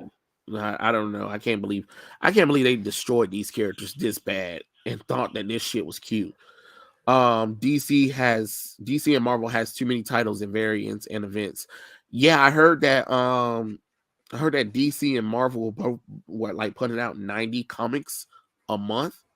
I was like, bitch, who the fuck about to buy this? Yeah, I think the biggest problem too is like when they have so many events going and so many of those issues are just like one shots or 2, 3 issue limited series. It's like Yeah. why did we need that? Y'all didn't need to waste the money printing that book. Like there was no point. Like the Lazarus Planet, the Lazarus Planet stuff. Mhm. Okay, so the event is already Lazarus Planet. Okay, great, cool. Now we got the Lazarus Planet, the We Were Once Gods, the Lazarus Planet, the something of Krypton, Lazarus Planet, the something something, and I'm just like the Lazarus Planet, the something something else, and I'm just thinking because it's like four spin-off titles from the Lazarus Planet, and I'm just like, why isn't the Lazarus Planet just the main book? Why do we need these damn side, like they you can still do those stories, but put it in the goddamn book. Yeah. Um, is DC keeping Ezra or using him to reset? It looks like they're doing both. So I don't know. Flash, Grant Gustin, someone that's not Ezra. Nah, I don't want Grant. Because Grant's not willing to get in shape. The man had 10 years on the Flash and barely just got in shape now. Because he was like, people were bullying him and he has body issues or whatever. And I'm just like, no one cares. You get paid more than everybody. So yeah, that's how I feel about the whole situation. But yeah, I think that was everything, Dylan. Anything you wanted to say before we sign off? No, I got nothing. Yep. Dylan was stumped about that goddamn milk stuff. Yep. So James Gunn suck. There ain't much. I'm not even gonna lie, Dylan. None of that shit really excited me like I should be excited for something. But I was like, it's whatever. It kind of felt like man to me. You know what I'm saying? I'm not excited for anything. The only thing I want to know what Superman Legacy is going to be, but that's like almost 3 years out from now, and that whole time we could easily get a Man of Steel 2 movie set up. I'm just saying. You know, it is what it is. But I know they're never going to listen to me because I'm toxic. So it is what it is. But yeah, that was pretty much it, guys, for me. Wait. Oh yeah, Marvel is doing number ones only of interconnected books instead of 1 through 4 for a pre-event. Oh, you mean when they make a giant size number 1 book? Yeah, that's stupid too. That is dumb too. But yeah, that was everything, guys. I think that was everything. I said everything right. Yeah, I ain't got nothing else. But thank you for joining us. Even though me and Dylan be like extremely late, but we come. We get here when we get here. I am so glad you guys were able to join us, and we'll catch you guys later. Everybody, have a good night, get some sleep, and we'll catch you guys later. Peace out, everyone. Later, guys.